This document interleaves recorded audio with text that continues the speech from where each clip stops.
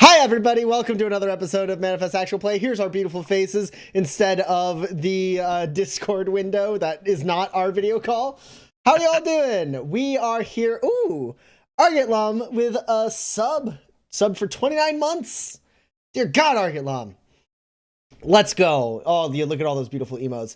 Welcome to another episode of Manifest Actual Play. I'm Tommy Cotton. With me, as always, we have Seth Lilly, Roman Mylan, Dan Barron, Addy Gia. We're here to play some Manifest for all of y'all, but before we jump into the actual play and continue this, the thrilling story of Campaign 3, I'm going to toss the attention over to these wonderful people, and these wonderful people are going to tell all of you stuff.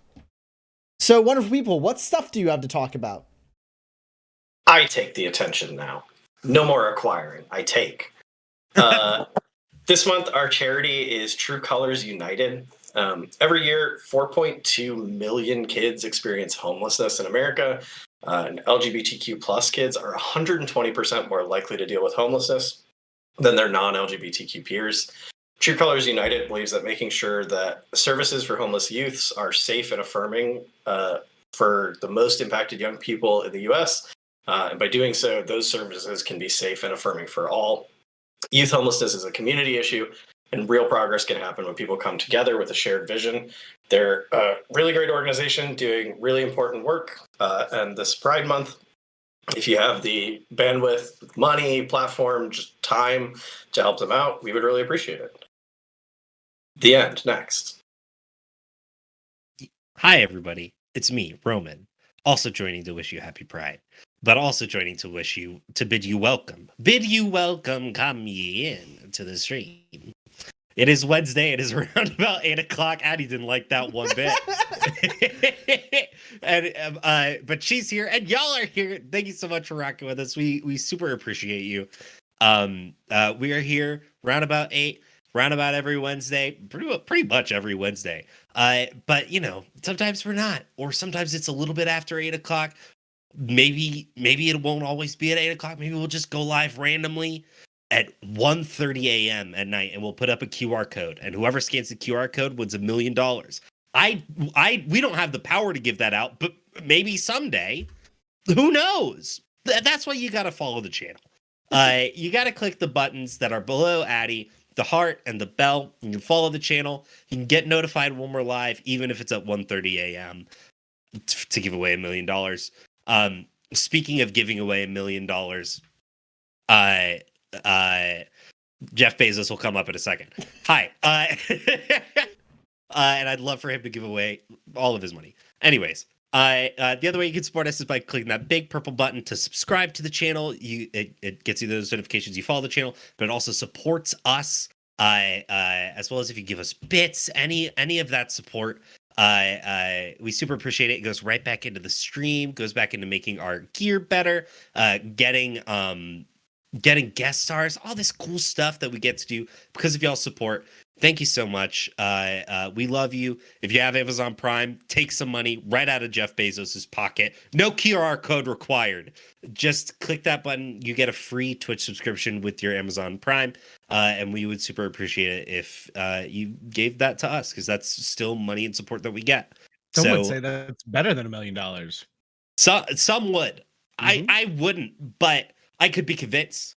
Certainly. God, like $100,000 from just Jeff Bezos is way better than like $10 million regular, right? What's the exchange rate on Bezos bucks to real money? Anyways, thank you all so much for being here. Follow our socials. We really appreciate the support. And now I will toss it over to the incredible, incomparable, didn't like my voice earlier, Addy Gia.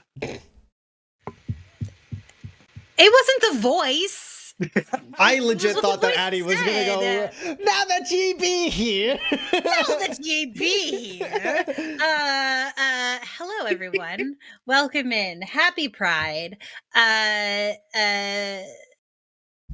end. On that thought, If you love what we do here and you love Manifest and you want to support Waypoint Game Designs, there is an alternative way to other than subscribing and following us here, which is super helpful, and we love you guys to do that. Is that you can bop over to our Patreon, which is patreon.com/Waypoint Game Designs. There we have monthly adventures or supplements that you can play. We have behind the scenes looks for stuff that's going on. We have becoming a patron also gives you access to an exclusive Discord channel on our server, and is currently the only way to get onto that Discord server at all at the moment. And then also you get a killer blog post every month, the highlights of which my favorite was I forget the title exactly, but it was like The Beef, basically, where we talked about how to do melee in Manifest, and it was amazing. So if you have the desire to get more involved with what Waypoint is doing and Manifest, head on over there and check out if what the benefits you can reap by signing up is for you. It's a good time, and it's the best way to get in touch with us, other than being here every Wednesday night. And I think that's it. I think I did my whole thing without flubbing. I feel weird now. Wait, I have to do it. I have a question for you, Addie. I have a question for you. Okay. Pride Squonk when? Hashtag Pride Squonk. At the end of stream. Probably before then. I actually have a rainbow already. Yeah, there's like St. Patrick's one has a rainbow. No. I mean like a real rainbow. Actually, 4 minutes. By the time that the thing is over, it'll be done. My god. Well, don't make that promise. I still have to put it in. Well, I mean, I'll have it done. Sure. Then I'm the holdup. Got it. And that's all I want. Speaking of me, I have things to talk about too. If you look up here in the top left of all of our windows, you'll see that we have Grit. This is Grit is an expendable resource that we have in the game of Manifest the RPG that we can spend to manipulate our dice rolls, and it can make it so that the players can have really heroic moments. It can make it so I can raise the tension against the players and make things harder for them. And you as viewers also have Grit. It's what we call our channel points. You can use the channel points you have to give Grit to any one of the players and also to the GM. It costs you 1,400 channel points to give a Grit to a player. There's a limit to how much Grit they can accept, also a limit to how much Grit you can give them. And you can also spend 700 of your channel points to give Grit to me, the GM. I have no limit to the amount that I can hold on to, but there is still a limit on how many times you as an individual can give me Grit. Most notable thing right now is for the players, the maximum Grit that they can have is 12, which Cleve currently has 12 Grit. So Cleve cannot accept any Grit until Cleve spends some Grit. Franny is at 10, Paige is at 10, and Max is at 8. So Franny and Paige can take 2 more instances of Grit before they are maxed out. And Max still has a little bit before they are maxed out. And I can have as much Grit as you want to give me, though there is a reasonable limitation to the amount of Grit I can spend in a session. That being said, +1 Grit to the GM from Chris Fish. 700, what a bargain. You're absolutely right, Christopher J. Fish. It is a bargain, isn't it? And you think, you're buying trash. When I spend that Grit, they get Grit. So it's like you're buying it for them at a discount. I'm just the middleman. That's a garbage dealer. Kirkland brand Grit. It's crypto. It's NFT. It's pixels that are here today, gone tomorrow. Also +1 Grit to Max from Filler Undone. Oh wow, I don't know that Fiddler's maybe bought Grit for me before. I've never gotten the pre-sesh for Seth Grit. Yeah, Cleve just hasn't. I don't know. Has Cleve rolled dice yet? Yeah. Cleve rolled dice last session. How'd that go? Yeah, stake to claim, I think. It went great. It's gonna continue to go great. Don't worry about it. Mistake to claim borrowed 2 spurs from his life and 1 from his That's right. I father. do need to have negative spurs in my ear. Yeah, absolutely right. Wonderful. Okay, so we're going to jump right into the actual play and a recap after we take a moment to transport our minds to the world of Manifest and look at this truly sick character art by the official artist of the stream, Kate May. Enjoy.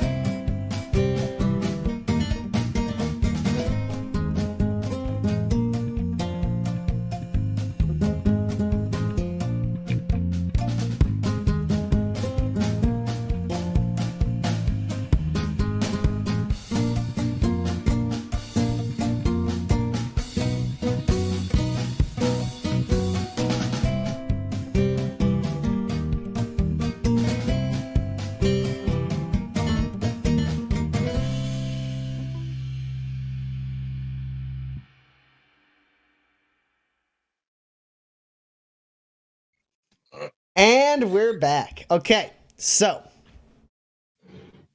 last time on Manifest Actual Play, we found ourselves in the town of Fenton in the year 222, a good 200 years prior to the last 2 campaigns. Now, the Camillican family, who Franny is the resident sheriff of Fenton. Paige and Cleve are senior members of the regional nomad pack that serves Fenton, the Flywheelers, and Max is another Camillican kid. Here too. and Max is the twin to Franny and the child of Cleve and Paige, and is here too.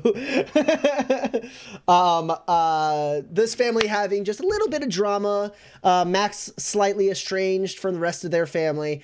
Franny a little put upon as the sheriff, both by the town and by her family.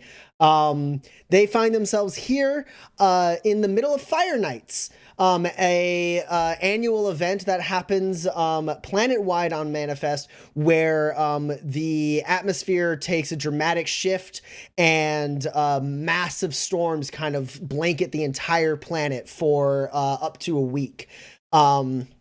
Fire Nights culminate in Fire Night, where the tradition is for everyone to stay inside, because going outside, even in the best conditions on Fire Night, is still incredibly dangerous and deadly. We are 3 days away from Fire Night, as we are, the town of Fenton is being threatened by members of a cult known as the Cut. who a representative of which, Dimitri Giannis, arrived in town with the Flywheelers and threatened to murder everyone in town. Well, not murder himself. He said his associates will come into town and murder everyone unless the sheriff takes a hefty bribe of supplies and spurs to just leave town and never come back. As Franny was trying to figure out exactly how to handle this situation, two gunslingers rolled into town. Quentin Lemaire and his apprentice Cordelia Gray both rolled into town and offered to assist. Quentin seeming a little overly interested in whipping the town up into a makeshift fighting force to fight against the cut. Franny stood up to Quentin saying that she and her family would stay and help defend the town, but she wanted to get the rest of them to safety via the Flywheelers before the Fire Knight's storms get too dangerous for the Flywheelers to get everyone out of Dodge. So that has been agreed upon in a town hall meeting that Franny agreed to. I believe, did anyone decide to stay back, or Franny, did you convince everyone? One person, I thought, right? Oh, the preacher, Mirabelle. It was Mirabelle. Yeah, Mirabelle. Also, Bingo's still missing. Yeah. Yeah. Mirabelle Jimenez, the Australian preacher in town, was the only person to finally elect to stay. The rest of the town was either convinced or just straight up willingly accepted free transport by the Flywheelers to get them to the nearest settlement before the storms get too great and before the cut attacks. Mirabelle stayed in town, and also Finley Byron of BFB Butchers hasn't returned to town yet. He is still out there. The storms are getting worse, and he just hasn't returned back to town yet. He was supposed to be back before Fire Night. Technically, it's still not Fire Night, but he should have been back by now, and it's starting to worry some of our drifters here. Now, Quentin and Cordelia started to kind of get the lay of the land of town to try and figure out a battle plan. Everyone else was gathering their things, getting ready, loading up the Flywheelers, getting the Flywheelers ready to go so that the Flywheelers could leave in the morning and get out of town, leaving just the Camillicans and the two gunslingers and Mirabelle Jimenez. And hey, maybe Byron will come back into town. We pick up now. We pick up now with the four Camillican family members in Franny's home, the Wills Manor. Manor makes it sound a lot more grandiose than it is. It is just a nice house here in town. This home that is a little stripped and not super well stocked, though Paige was able to collect some supplies to try and whip some food together, as it is just, middle of Fire Nights right now. The storm is terrible outside. Paige is feeling under the weather as she has suffered I believe a class 3 injury. And is immunocompromised, so medicine will not help.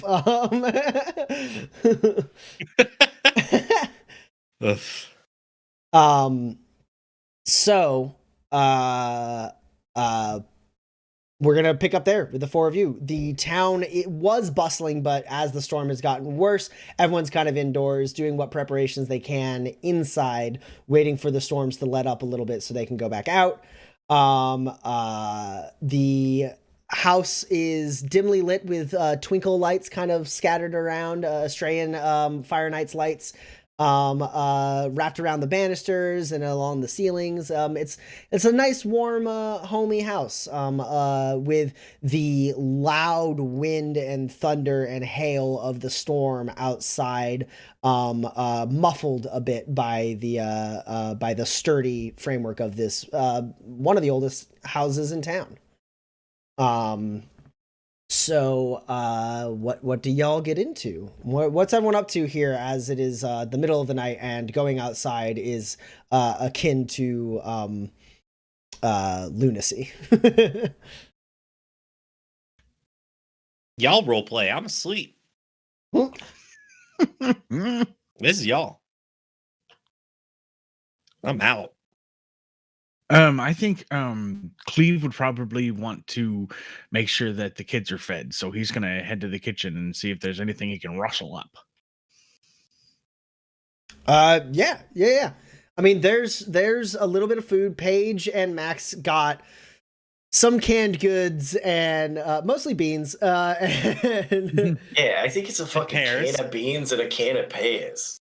yeah, And we assume there's a block of cream cheese. there's like a little bit of food in Franny's house. It's just not enough to make like an extremely large like Fire Night's meal.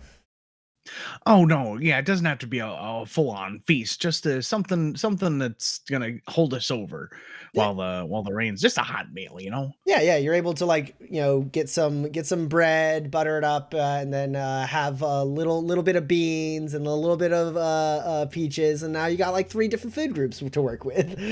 Perfect. So yeah, Max and Franny, Cleve emerges from the kitchen with a few plates or bowls or. I assume this is long enough after us getting back that like I had time to change. Yeah. Did you do something with the beans we found? Yeah, well, I found a little bit of cream cheese and there's an old bag of spice that still seemed to be good. So I whipped up kind of I wouldn't call it a bean salad, but that's kind of what it turned out to be. Yeah, all right. Yeah, I'll give it a shot. It's not bad. Is it? Hey, Seth, I'm asking you. Is this any good? It is. It is like a dad meal.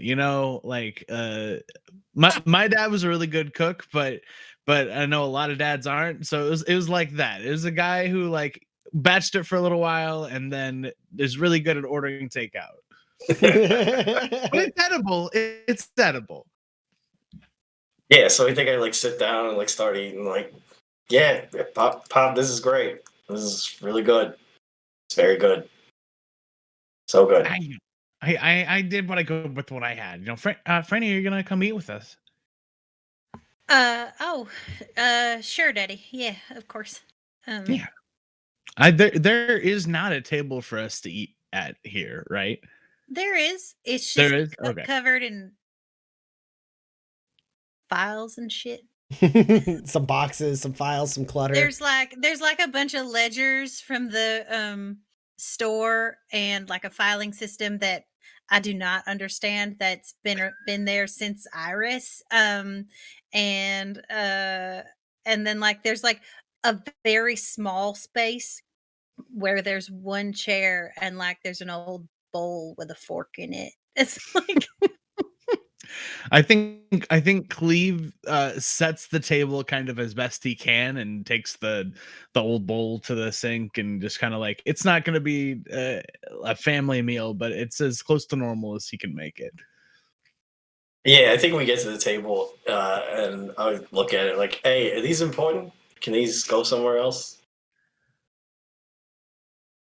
yeah, no, that's fine. I'll just I'll take care of it. Just give them here. And just start picking things up and like setting them in a corner. There's no place to sit at your table, and the place there is to sit is fucking sad. Well, that's because I usually just eat over the sink. That ain't better. Shut up. You can hear it, right? You're not better. It's fun. I heard that sitting down is actually better for your digestion, Franela. You should try it more often. I sit down plenty. When? But well, work. In that chair that you got at work? They didn't even get you a special sheriff's chair? It's a well-worn chair. Yeah, right. Talk about my chair. My chair's fine.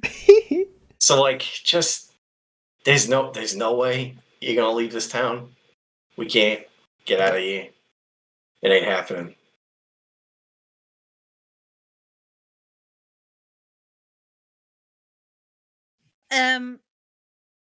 Well, Mirabelle's staying. Yeah, why is that, do you think? I It mean, just doesn't make a lot of sense to me. If everybody else is leaving, she's got no one to preach to. I don't know. Hmm. I mean, it's like your house moves with you, right? And like you don't have like your house is like your heart or something, right? It's like wherever your feet are, wherever your shoes are, right? But like Sure. this is like my home. This is our home. And I convinced everybody else to give it up, but like it's not easy. Well, the way I see it, half the home is the people that are there with you.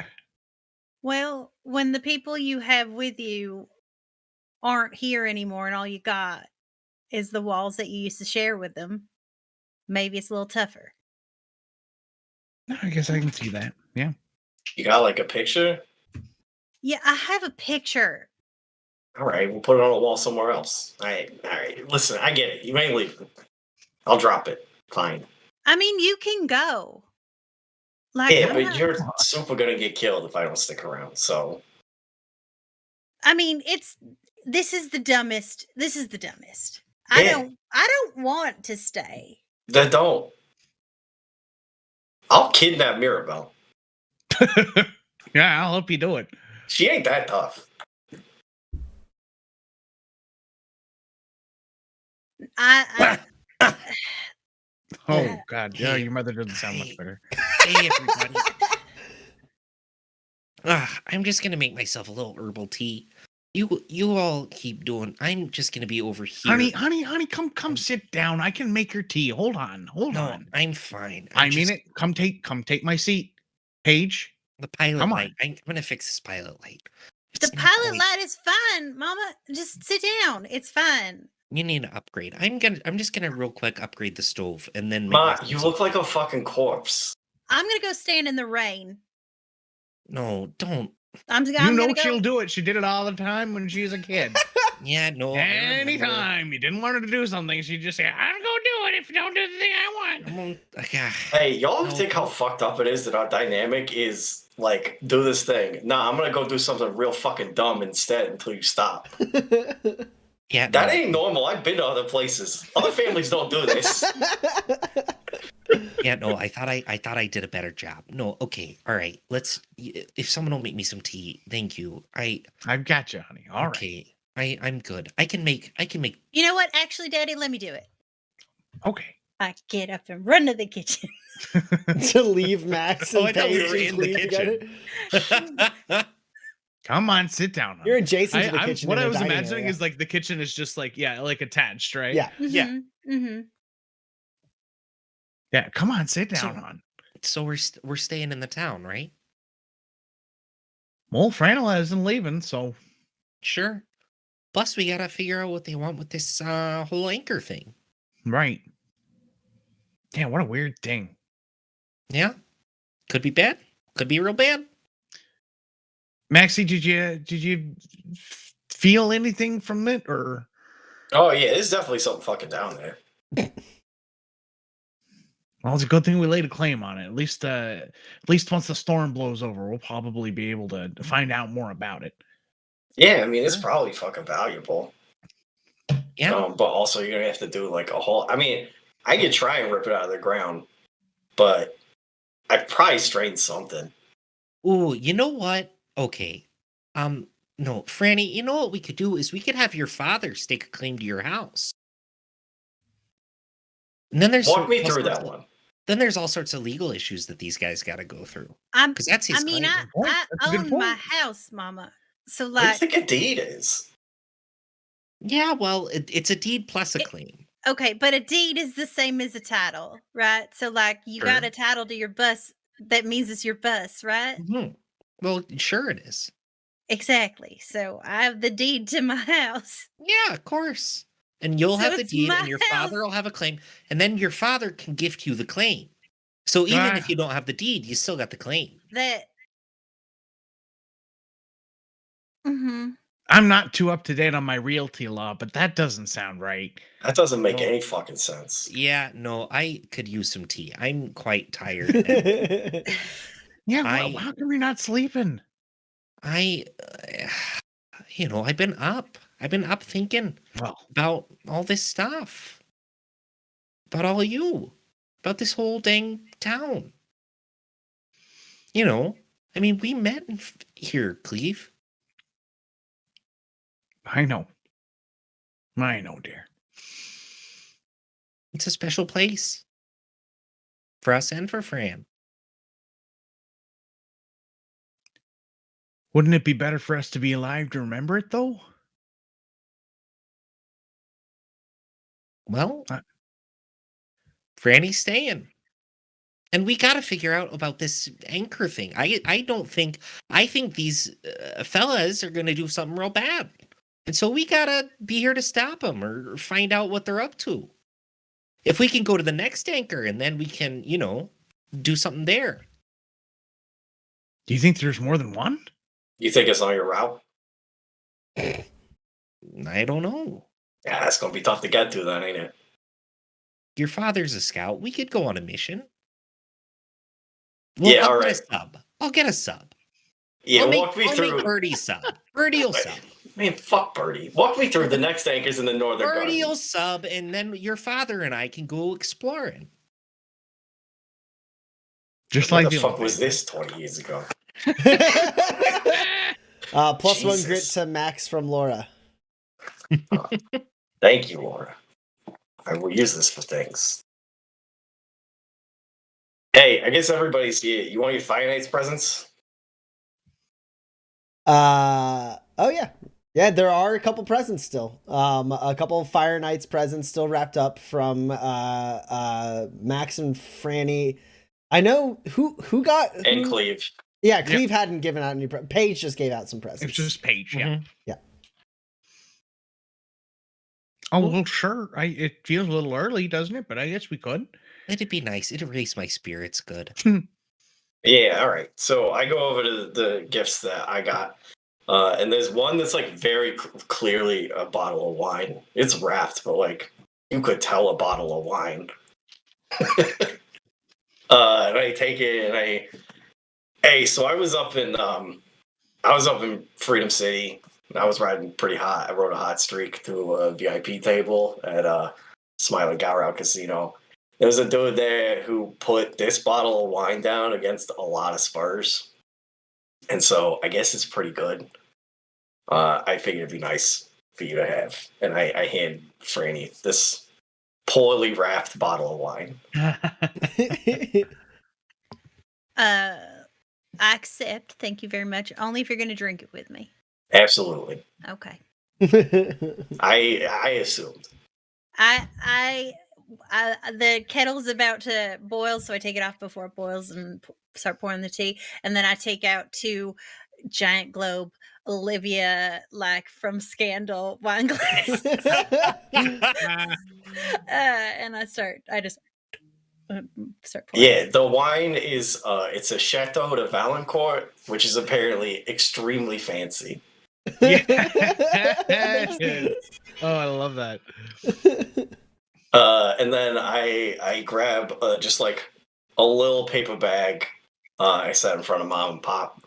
Yeah, I got you guys this if you want to. And inside are 2 keychains that just say Smiling Gowrow on them.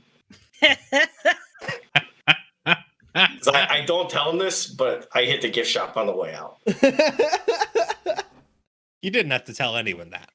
He just wanted the audience to know. I want the audience to know. The audience knows. Cut to months ago. Max leaving the casino and be like, I should get something for Mom and Pa. Yeah, fuck. How much is that? Can I take that with I'm taking this. All right. Oh, beautiful. +1 grid to Max for the call forward instead of call back. Argent Llama appreciating the obscure reference to Essential NPCs Season 9 where Manifest premiered.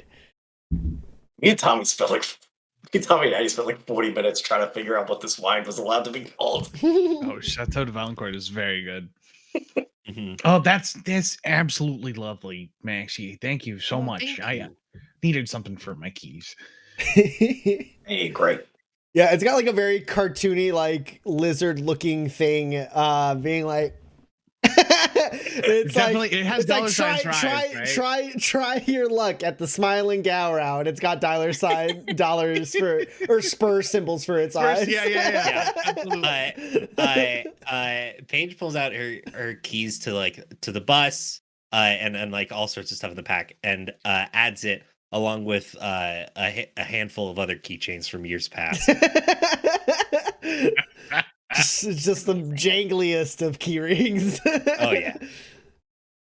Yeah, I think you keep every single one, and I trade them out every time I get one. Mm-hmm. And I put yours in a little drawer.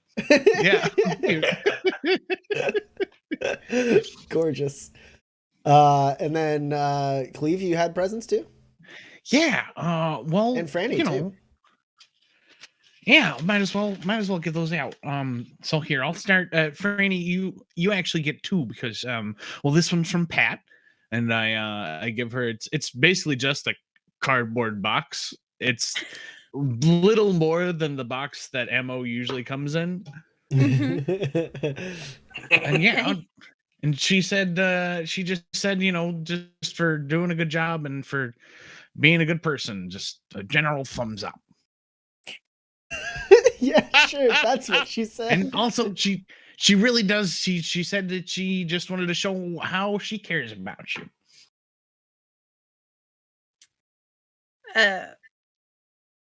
I'll be sure to send them my thanks for the very thoughtful ammo.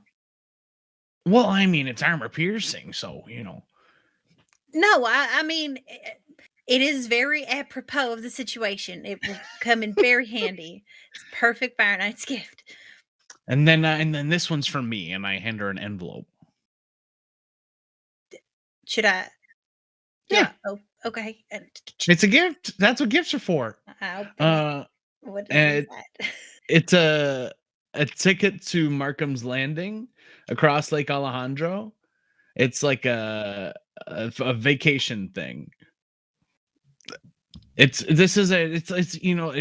just thought you needed a trip. So if you wanted to take a couple of days, go across the lake, just hang out in one of the big cities.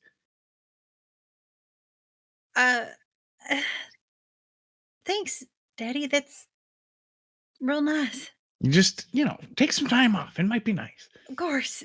Yeah, like maybe tomorrow or something. Now that's not a bad idea. Why you gotta ruin everything, Max? All right, fine. Which, Daddy, I love this. Thank you. Of course, dear. Hey, Maxie, this is for you. And I give you, I guess it would be just like a data thing, kind of like our LRC tags are. Sure, yeah. I mean, there's like data pads. There's also like cartridges like that are used to like slot into various devices. So I'll let you like flavor it, however, but this is so obviously it doesn't say this on the front, but this is a subscription to Sweet Love Singles. The singles chat, the LRC singles chat. Now it's not one of those smutty ones. Hey, are you sure? No, I checked it out very thoroughly. And the Whoa. representative was very clear that it's not for, the hinky stuff. It's for people really trying to find a connection.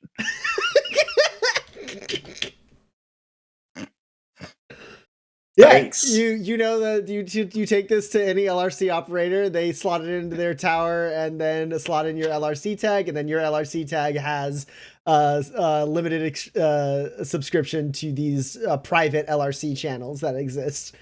Oh my god. Do we have player grit we can get? Can I get a player grit to Seth? Unfortunately, Seth is at maximum grit, so I'm not allowed to get I'm not allowed to get any grit for this. You gotta save these sorts of things for after you roll.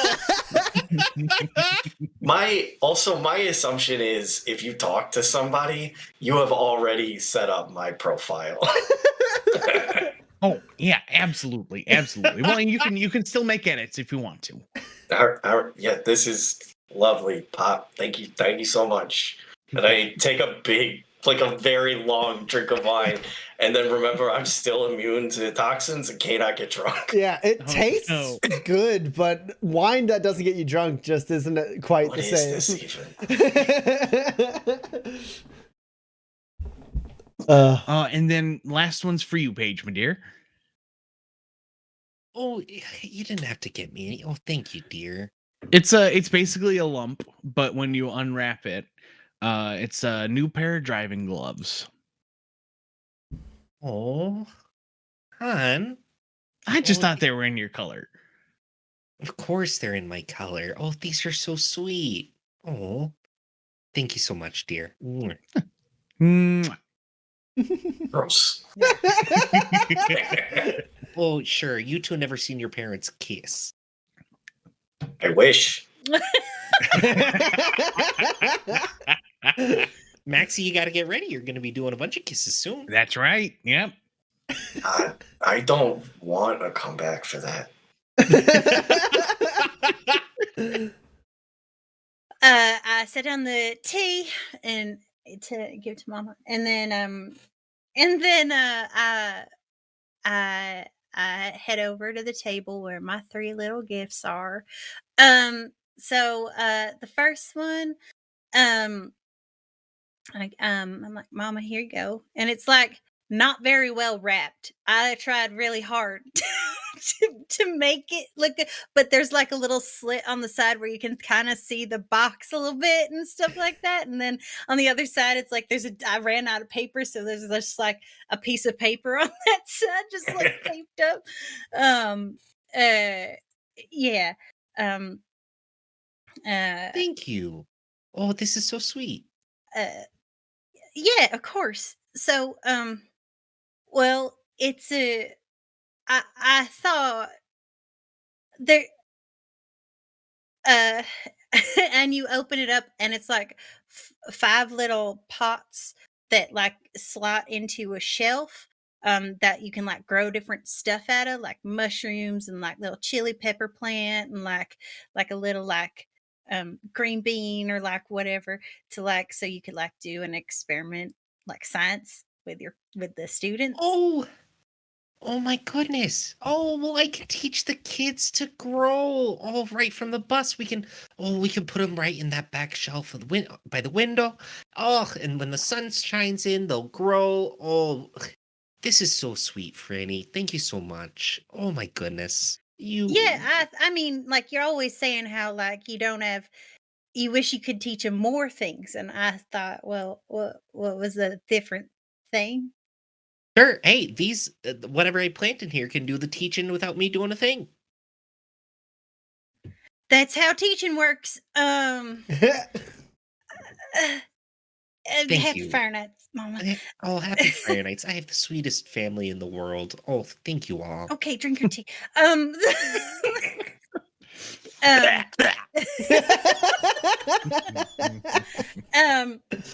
then there's a big it's like a disc, like it's sort of like a CD, like a DVD sized like disc that was like it looks like the old Read Rat CD, like Oh yeah. Cylinders, and I Oh. hand it to Daddy. Oh, what do we got here? You and it's just like there's a big ball with like tape on each side, and it's like looks like puff balls because I couldn't figure out how to do the circles.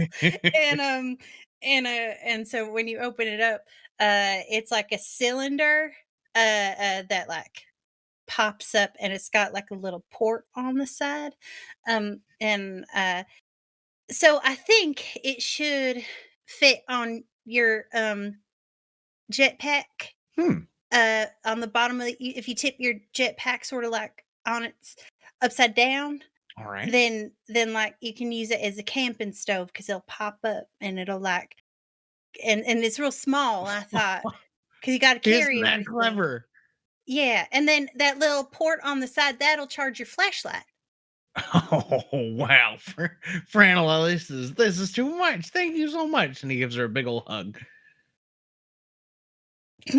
Thanks, Daddy. I hope you like it. I don't know what you need. I thought I'm excited like, to use you this. should Yeah, have usually a hot meal instead of eating all that jerky with all that salt because you know your heart ain't that great right now. I happen to like the jerky with the salt, but maybe I can make myself something fresher. You could have warm jerky with salt. Not a bad idea. I bet Is it that heats up real nice. I bet it does. Yeah, sure. Okay.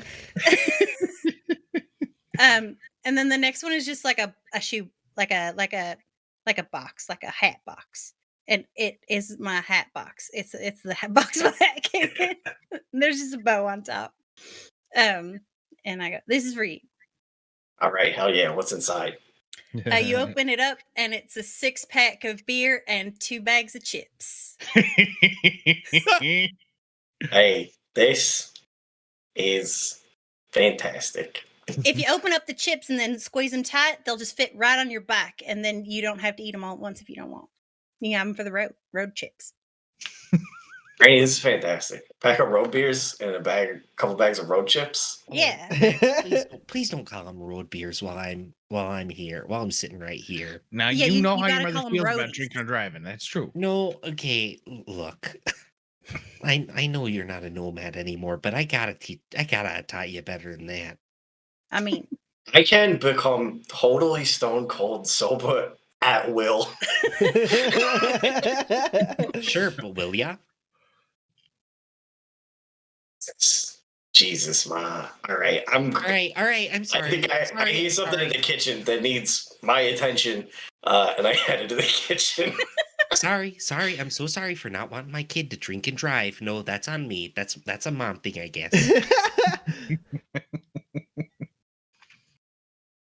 No, it's like they said they can become sober, and I don't think they're messing with it.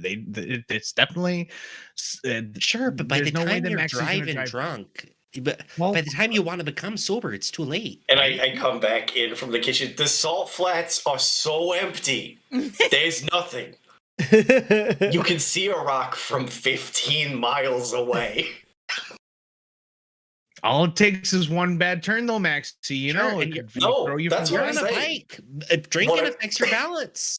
What I'm saying is, it would take several, over a long time, bad turns to hit the one rock in the salt flats. I'm just worried about you, Maxie. That's all. I'm just worried. Yeah, well, you don't got it. They're gonna stop by the side of the road and then drink it. It'll be fine. All right. Yeah, that, I Hey, guess. happy Fire Nights, everybody. I'm sorry. Happy Fire Nights. Happy Fire Yeah, Nights. Happy Fire Nights. And then we move on through the evening. Eventually, you all make your way to bed. I guess there's. I got a question, actually, Tommy. Yeah. Is going swimming in the luminescence pond in the middle of a poison monsoon an ordeal enough to receive a breather afterwards? No. Well, shit. But you all go to sleep. And while you're sleeping, I need everyone to roll a discipline roll for me. Oh boy. I'm gonna guess. I Could I roll definitely warding instead? have If my you- dice. If you have the warding skill, you can roll warding instead. I will do that. I choose to ward. Warding, I choose you. I'm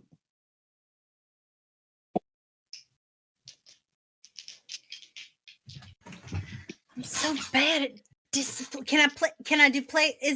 Can I play the player on this one? No. Okay.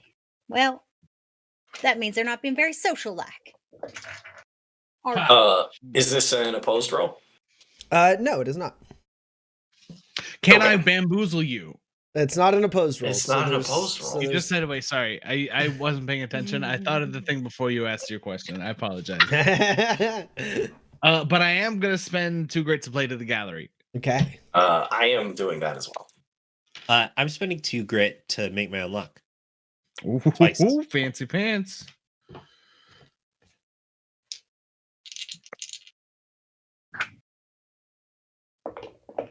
Man, we're about to have a fucking vampire nightmare, aren't we? Feed me your No. grit. I'm gonna spend two grit to twist enough.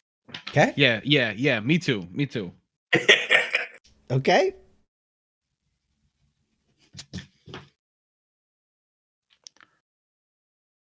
Rich with grit. Okay. This is what happens. This is what happens when you feed him, everyone. Then we feed him more, and then he becomes mad with power. Okay. How many successes did everyone roll on this unopposed roll? I got 4. 3 for Paige. 4. Wait, everyone got 3 or more? Yeah. Yeah. Okay. All right. So wait, Paige was the only one who got 3? Correct. Okay. So, each of you are plagued by nightmares throughout the evening. They feel different from a normal dream. The cold is like seems to linger with you after you wake up. However, Paige is the only one who takes 5 fatigue damage as a result. Oh, Pagey. So I want y'all. So your nightmares, while not like truly horrific and kind of like detached, you feel like you're able to resist them a little bit. So they kind of come in more like shapes, that are like not like full scenes, except for like a little bit Paige. But what does everyone dream about as they're wrapped with these kind of aggressive targeted nightmares? Like, what are some of your greatest fears that you would dream about? Oh. We'll start with Cleve. Why not? Why not? Sure. Yeah, let's unleash Cleve's traumas. I think Cleve's dreams are centered around the pack riding away from him and him being unable to keep up or catch up. There are probably moments when he can see Paige and she's waving back to him, but he's never able to find her for some reason. And then I think it's he has a dream about Franny's leg getting infected and then infecting her whole body and then like coming up her neck, and like the last thing she's saying is that it's my fault. And then I think he dreams that he's getting murdered by Max, and this isn't like related to any actual fear of Max. It's mostly just that Max has lost their way so much that I don't know, it's like an evil that it's just an image over and over. There's no context from it. So as you're wandering in the wastes, your survival kit having gone dark on your arm, you have no bearings, you're trying to catch up with the pack. You see Paige like waving at you, and as you like kind of lose her in the massive like vegetation of the swamps, at one point you turn and there's a slim figure with dark hair and a shadowy face and these these like sickly purple glowing eyes looking at you. And as it kind of like lashes at you, that's when it cuts to Franny. And you gotta see Franny getting more and more sick, and you're trying to care for her, but you're not able to figure out exactly how to help her. And then as she's like choking out the final words saying like, this is all your fault, you realize the like dark veins that were around her neck have been replaced by a hand, this kind of pale, creepy hand with a circular tattoo of like a circle with the center part missing with two lines cutting through it. That seems to be reaching out of the shadows and choking her. And that's when you reach towards the shadows to try and stop it. And you kind of fall into the shadows. You wrestle with something for a second. And as the light kind of returns, you see like the silhouette of Max, like over you, strangling you. And you see this kind of slim figure with dark hair, long limbs, touching Max's shoulder, his eyes glowing, purple, and then Max's eyes also glowing purple as the voice of Dimitri Giannis speaks out, saying like, there you go, that's a good child. And who wants to go next with their nightmare? That's what you wake up to, Cleve. That's the last image you see before you wake up. It's not the most restful of sleep, but most importantly, it is a restful sleep. And you don't take any fatigue damage. It is mechanically a restful sleep, if disturbing. I'll go next. Mm-hmm. Yeah, so Paige's dream is that she's in the bus teaching the kids, and she's just it's a wild day in class. The kids are full of beans, and they're all misbehaving, and like the bus is getting torn apart a little bit, and she can't bring them under control, and then she falls out of the bus in her like attempt to do so. She falls out of the bus and gets left behind by the pack. And while she's watching, she sees the bus without her leading it.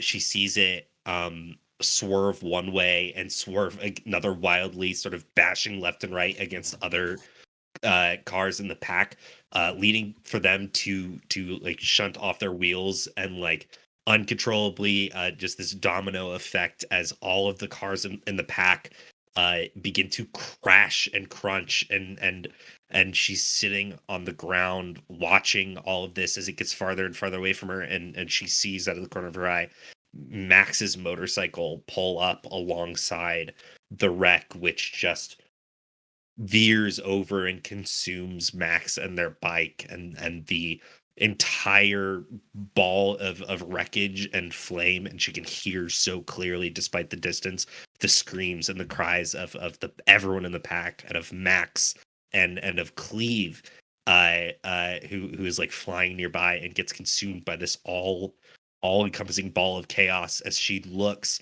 and suddenly she's sitting in and she sees far in the distance Fenton, and she watches a lone figure, which she can see to be Franny, step outside of a building and stand right in front as this ball of whirling death consumes the town, and she is left farther and farther away, sitting by herself, unable to get up, unable to pursue, unable to do anything, but so able to hear the screams and cries of the people she loves. And as you're looking at it from afar, the wreckage finally kind of like settles into this smoldering ruin, and you're running. You feel like you've been running forever to try and catch up and get there. And once you finally get there, you don't see any bodies. You don't see anyone you're looking for. You see the wreckage, you see blood, you see the signs of carnage, but none of the faces you're looking for are there. And for like a brief moment, you think maybe they're okay. So you're like trying to figure out where they got to. You're shouting out names one after another. And then you hear a voice that kind of like seems at a distance, but seems to like travel into your head and through your body. As the voice of Dimitri Giannis says, "It's okay. We've taken care of them." and you turn back and see this slender, shadowy figure with dark hair, lanky, pale arms, the eyes glowing purple, and behind them, the like risen corpses of all of your loved ones, their eyes also glowing purple. And they all lash out at you, screaming that it's your fault. And as you are like ripped apart, you wake up in a cold sweat. And you feel like the wounds that you sustained are like there, even though they're not. Like you check and like you ache and you hurt from that nightmare.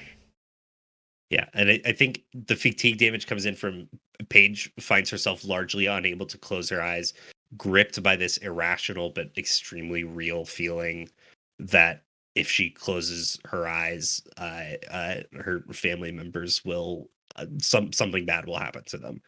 If she closes their eyes, she'll open them and they'll be not there or dead or and those images sort of like fill her brain and rack her thoughts, and the shivers and the thunder crashes of the storm outside keep her largely awake. And what about you, Max? Max has a dream entirely in grayscale where they are driving just a support car in the flywheelers. They've got like the sort of just like patched together clothing of the flywheelers, like nothing fancy or interesting. Got like a responsible haircut, sort of like close cropped and like probably tied so it doesn't get in the way of any machinery. And Max makes no choices in the nightmare. Like somebody comes over like a little shortwave radio and says like, need you to go over here. Like Max drives over there. It's like, hey, we gotta stop for a second to do this. And Max stops and does that. Like Bertie comes up, is like, hey, I need you to drive this other car for a bit. Max goes and drives that car. And Max has no tattoos and is not illuminated. And it just goes on for an eternity. It's like one of those dreams where like you experience an entire lifetime and it's just the same three things. Like, go over there, stop here, fix this, drive that car. Go over there, stop here, fix this, drive that car. Yeah. Go over there, stop here, like, And over and over and over. And every time you have a brief moment where you're about to like kind of come out of that and realize what's going on and that you're dreaming and that like you could make a choice, a pale, slender figure that you don't quite ever see, you just kind of accept that they're there, is like, oh no, this way, Max, and like guides you to like, can't forget that you have to be there by 4. Like those kinds of things. And then like that voice like kind of hits you and saps the willpower out of you, and you're like, yeah, of course I do have to go do that. And like the moments that you are about to like regain your like kind of like sense of self are just pulled from you from this figure. And then like it becomes more and more exhausting, and then you just wake up, and it's like not even like you don't wake up with a start, you don't wake up in a cold sweat. You like open your eyes and like there's no sense of grogginess whatsoever. You just like, you have to lay there for like a little bit before you feel like you're even able to move, as you're like, okay, this is life. And then you're able to kind of like sit up and be like, okay, what the fuck? I think as Max regains consciousness and like comes back into themselves, like a little bit realizes what is happening and is like, fucking vampire. All right, Nosferatu. Now you done did it. Stretch. What about you, Franny? What are your nightmares about? Sure. I mean, my nightmares are the same every night. So I think this one's probably up a little bit harder, a little bit higher. But it's just I stand it's in the churchyard here in Fenton. And it's at Iris's grave. and it's like her casket or has been lowered down, and everybody's in town comes by and it's like, sorry for condolences, sorry for your Was loss, was all this Iris triptych or Australian? stuff. She was Australian, so she was it's actually the pyre, I guess. Yeah, it'd be the pyre. And everybody's throwing flowers on the pyre. Sorry for your loss, all that stuff. And I can't, like, I fail to let go of the flower to, like, say goodbye. Because that's what happened in real life. Um and I'm like I'm just frozen as everybody, like, I watch the fire burns forever and everybody goes back to their normal life, and they need me to check on this or do that, and I just, like, continue to have the flower in my hand. um then it sort of, like, wilts and decays and but like and dries out, and I can't let it go. And so it's like, so it becomes like I want to let it go and I can't, like my hand won't listen. And that's it. That's just it. That's every night. Yeah. But this night, I imagine it's worse. So this time, as like the days start to pass and you're just standing there kind of frozen, unable to let go of the flower, the fire that continuously burns brighter and hotter, and you start to feel it burning against your knuckles, and it starts to catch the flower a little bit of flame, and you're still unable to move, still unable to like pull away as this fire moves more and more closer to you to try and consume you. And as your hand begins to like burn and you feel that burn, but you're unable to move because the sadness has rooted you so deep into this moment, a hand with a familiar tattoo on the back of it and long fingernails reaches out, grabs you, and gently pulls you into the fire. And that's when you wake up.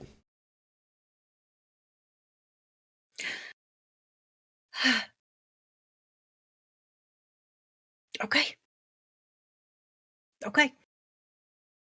Yep. And it is the next day. The storms haven't completely let up, but they are less severe now. Thunder beginning to rumble. It's probably the last window of opportunity the flywheelers are going to have. And here in the morning, the town is buzzing as vehicles are basically moving from home to home, business to business, like building to building, letting people like have shorter distances to charge. Like the people in the town at Katie and Mirabelle's request, or like instruction really, have laid down like more and more like boards along the like road and stuff to make it easier for people to like get out of their homes and grab their things and get to the flywheelers and stuff like that. And the flywheelers are getting their stuff together. Like Birdie said, they're leaving as soon as they could in the morning. And it seems like here very early in the morning, 3 days before Fire Night, is the town of Fenton is well into the process of leaving their homes and running away with the flywheelers. I do pretty much I usually take coffee at the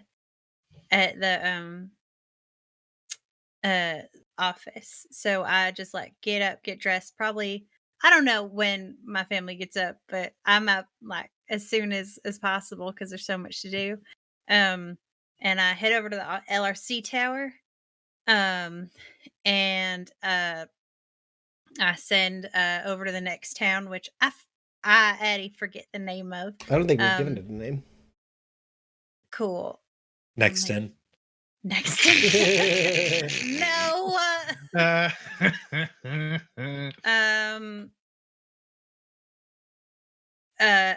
Anyway, I send over an LRC to them to say that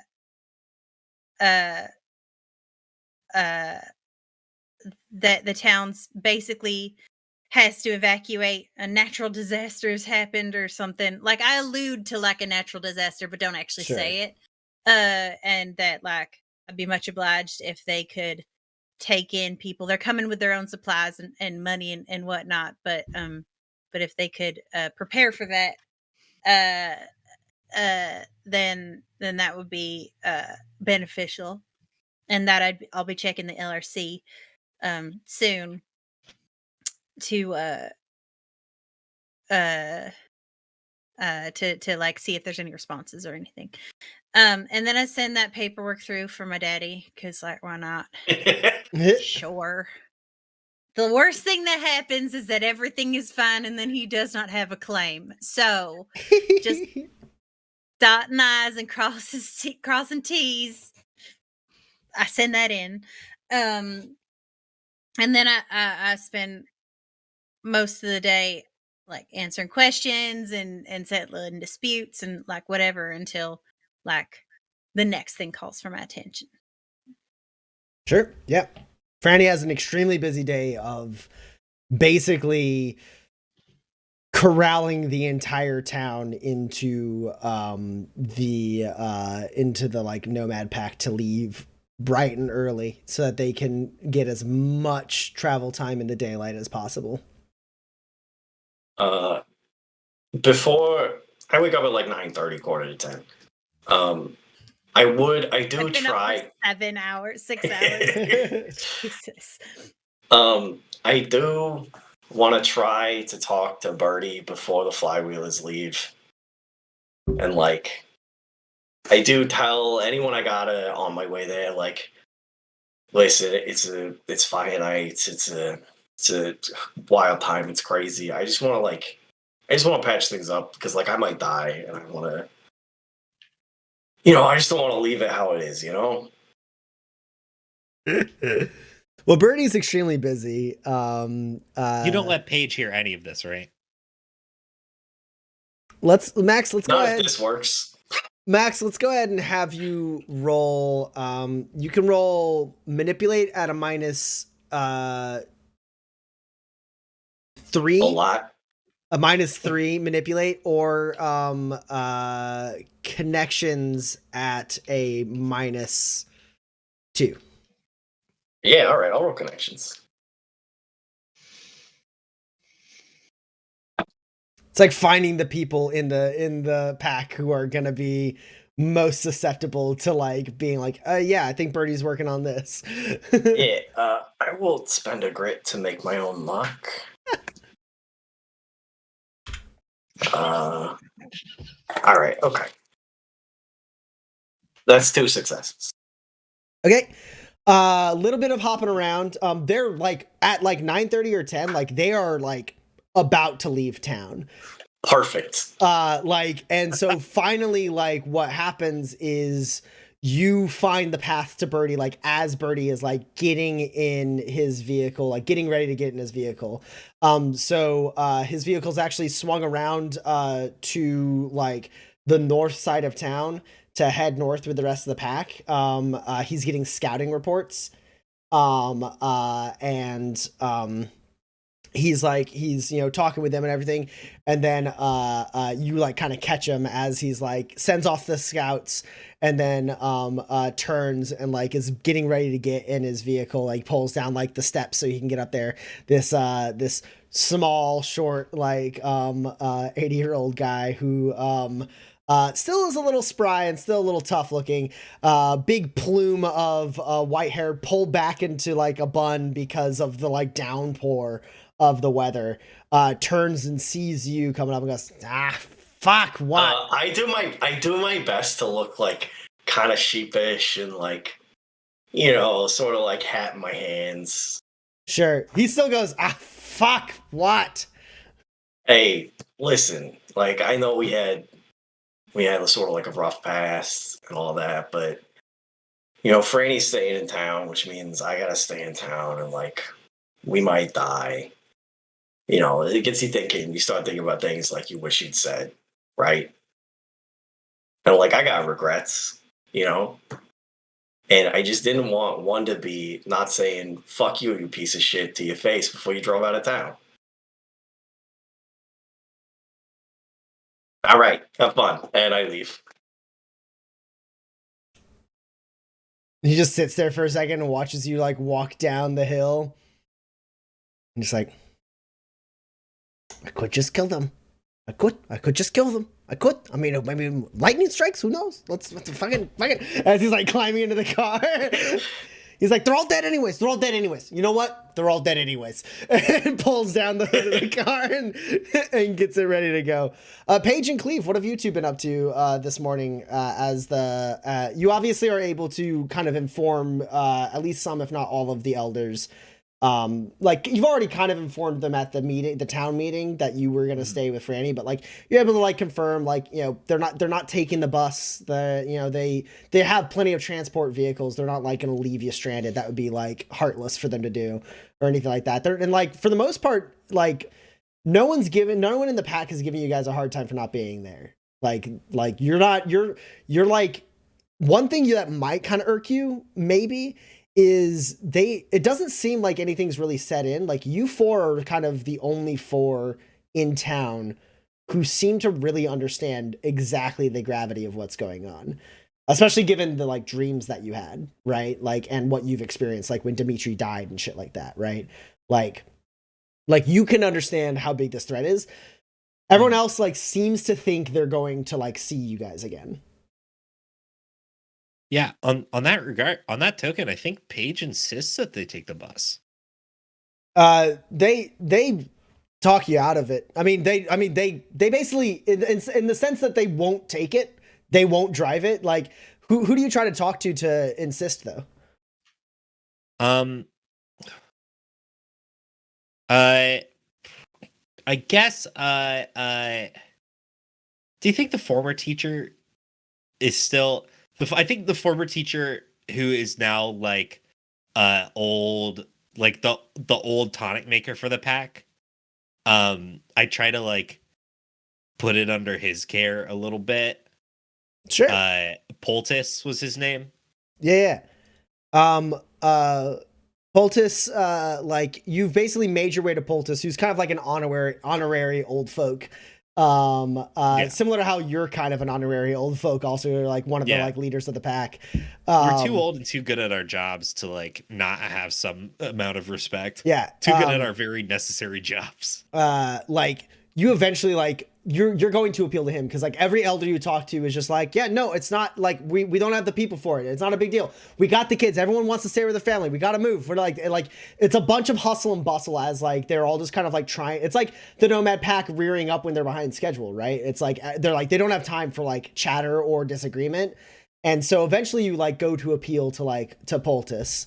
And Poultice sits there and is like nodding, hears you out. What do you say as you like trying to insist? I'm like, hey, Poultice, look, you gotta take the bus. I mean, sure, it's sort of mine, but like, it's mostly the pack's. This is the pack's school. This is the kids' school. They need it.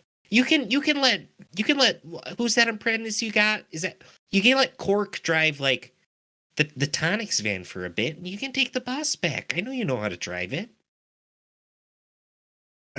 Paige. Look, I don't really know what's going on with this whole situation. Seems mighty bit, rushed and half thought out, running through the Fire Night storms, Sure. to safety. But, one thing I had to come to terms with a while back, and especially when I was ready to lay up, pass on the mantle to you, was that packs, we're all there to help each other through things and, sacrifice for the pack, good of the pack and all that, but you got things that's yours too. It ain't just the Pax bus. It's your home. Might be the only home you and your family have as they try to catch up. Should y'all not get riddled with bullets. Hell, if you're able to talk sense into your kids, then you got a way out. You leave those gunslingers to go fight that fight, and you throw your kids in the bus and you go driving on to the next town. Right? But we leave you there. You ain't got no way back.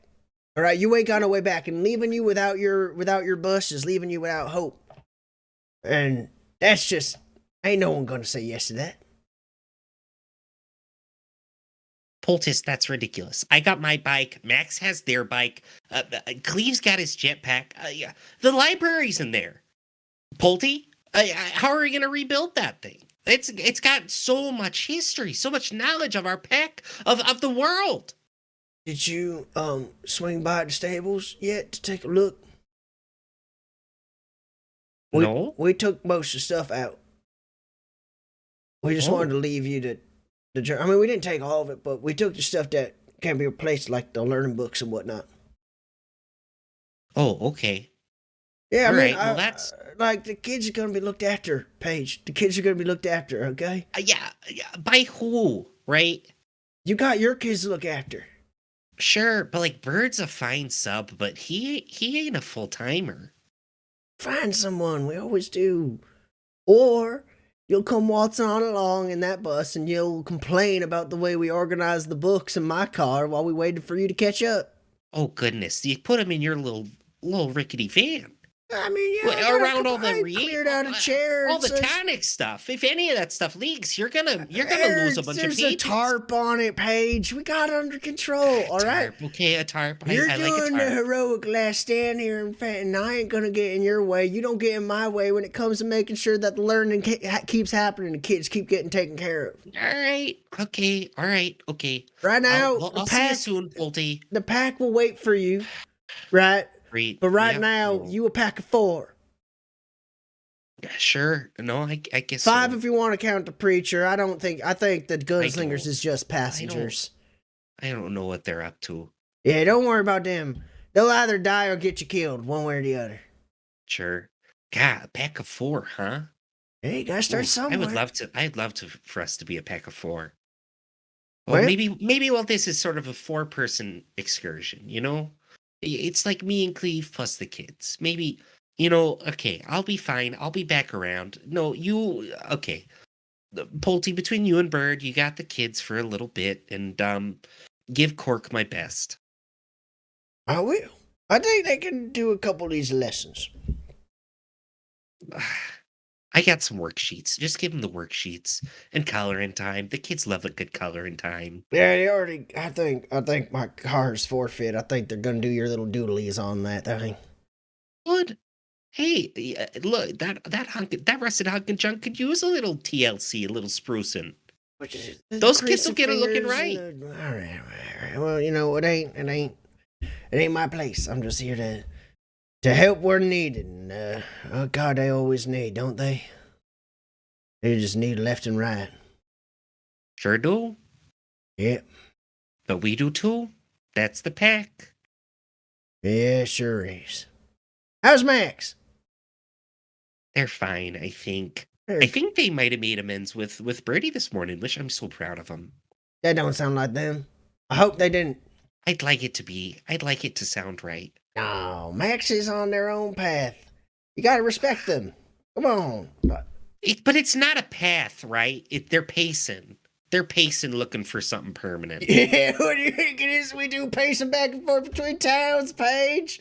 Hey, this is our home. You know that as well as I do. Max just has to go find their home. It'll take time. Yeah, well, I'd hope they do a little more finding and a little less drinking and driving. I think at that we cut to Max is talking to one of the kids in the pack who's coloring on Poultice's car. It's like, all right, it's FUCKBIRDIE.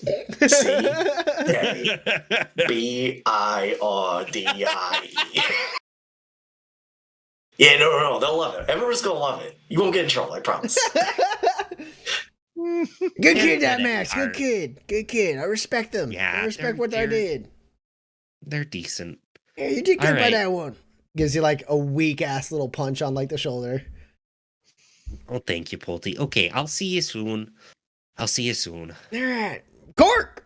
And Cork comes over and like lets Poultice put like an arm around, and like they make their way over to one of the vehicles as everyone's getting ready to go. God, it is so good that I took over for that man. He doesn't have the stuff. He's lost it. He's losing it. I hope Cork's worth their stuff. Cork's gonna have to be. Oof. I gotta talk to Cork.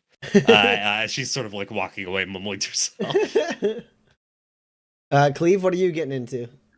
I think Cleve got up pretty early to help with all the transitions and things, but the moment that he noticed Pat was opening up shop and starting to transfer all of her stuff, I think he kind of zips in and I guess starts to help out.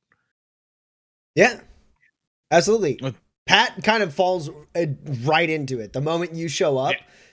Pat like sees you, you pop in, and they go, saying goodbye or lending a hand. Well, I guess both. All right, well, come on. I got a hand cart over there. Come on, wheel it out. We gotta try and get as much of this. I mean, this is all we got to get this moving. I look.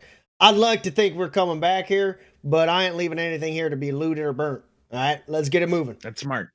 Okay. And as like you spend like a little bit of time just like with Pat, and it's not even like a heart to heart or anything, it's just the two of you, and you realize like no one's really, it's just the two of you unloading her shop and like loading it in. Like there's a couple nomads that you're able to like drop things off to and coordinate as far as like loading and cataloging like the cargo, right? But for the most part, it's just you helping your friend strip down shop. And Pat, as always, is very like direct and objective focused. Sitting there just being like, we got to get the shop broken down and everything. And so like, by virtue of you being there, Pat is able to get like all of their stuff out, like all the tools, all the valuables, like leaving basically just an empty blacksmith shop with a somewhat dismantled forge. Like they are even able to like break down some of the like tools that make it anything more than just like a hot pit of like stone. And I mean, Cleve knows the shop pretty well. He knows all the stuff that definitely needs to go, and so he's able to prioritize. Yeah, and Pat's not like bossing you, like not like grabbing you around or anything, or like pointing you in directions. Like the moment you guys just get to it, you just get to it. And you just spend the whole day just like emptying it out in the middle of the storm. And then it's a pretty hard day's work. But I mean, not even day, just a hard couple hours of work as the town's getting ready to go. And then there's like, you're both a little bit out of breath, but you got it.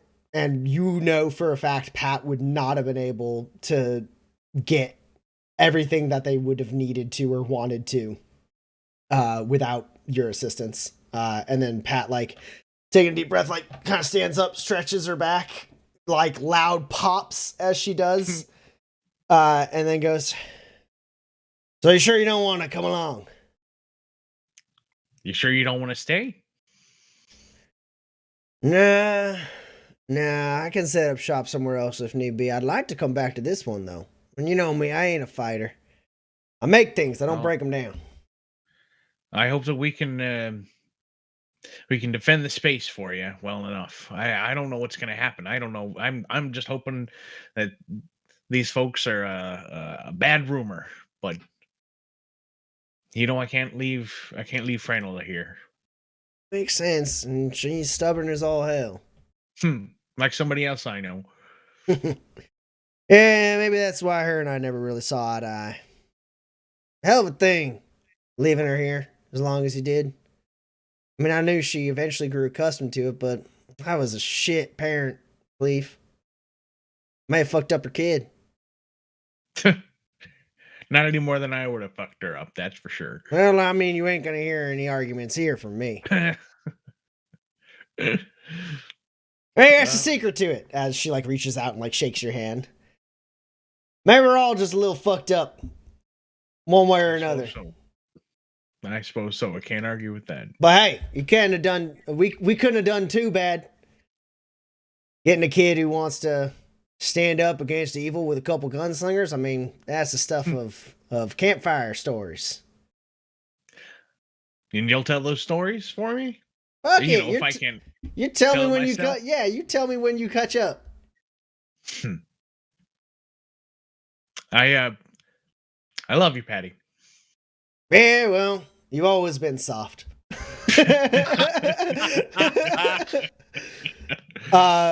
Gives you a big hug, squeezes you tight, pulls back, and then like says, "Love you too, Clevey. Get the hell out of here. Go be a hero or whatever it is you're doing." Yeah, I don't think he responds to that. I think he just laughs and kicks off the jetpack. Just.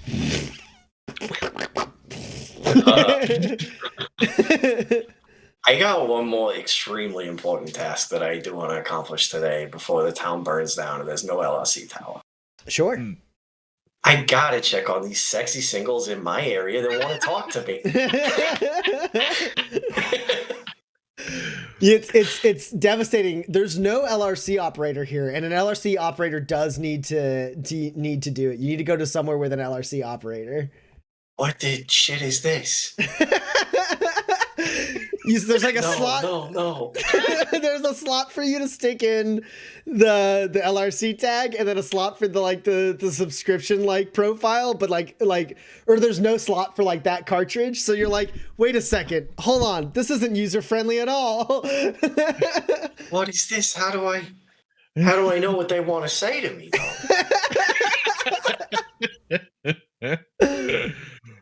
though? Brilliant. Yeah. So the pack gets a roaring. And if anyone else doesn't have anything else they need to do, Franny, Katie does swing by as things are getting finally packed up. And she goes, "Well, I guess see you laters are in order, right? We're gonna see you later." Do you want me to make you feel better, or do you want the truth?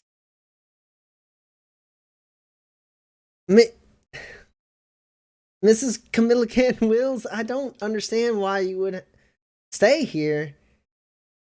If the town's moving on, they need a sheriff, right? Where you're going, they're already going to have a sheriff. Well, then I guess we'll come back to you.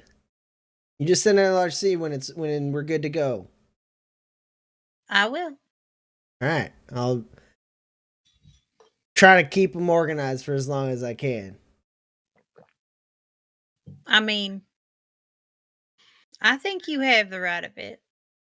I think you can do it, Katie. Hell, I mean, I might need some help from Miss Cleopatra. If you're willing to accept being told what to do, then you will definitely have help from Miss Patty. I don't know if I've ever not been told what to do.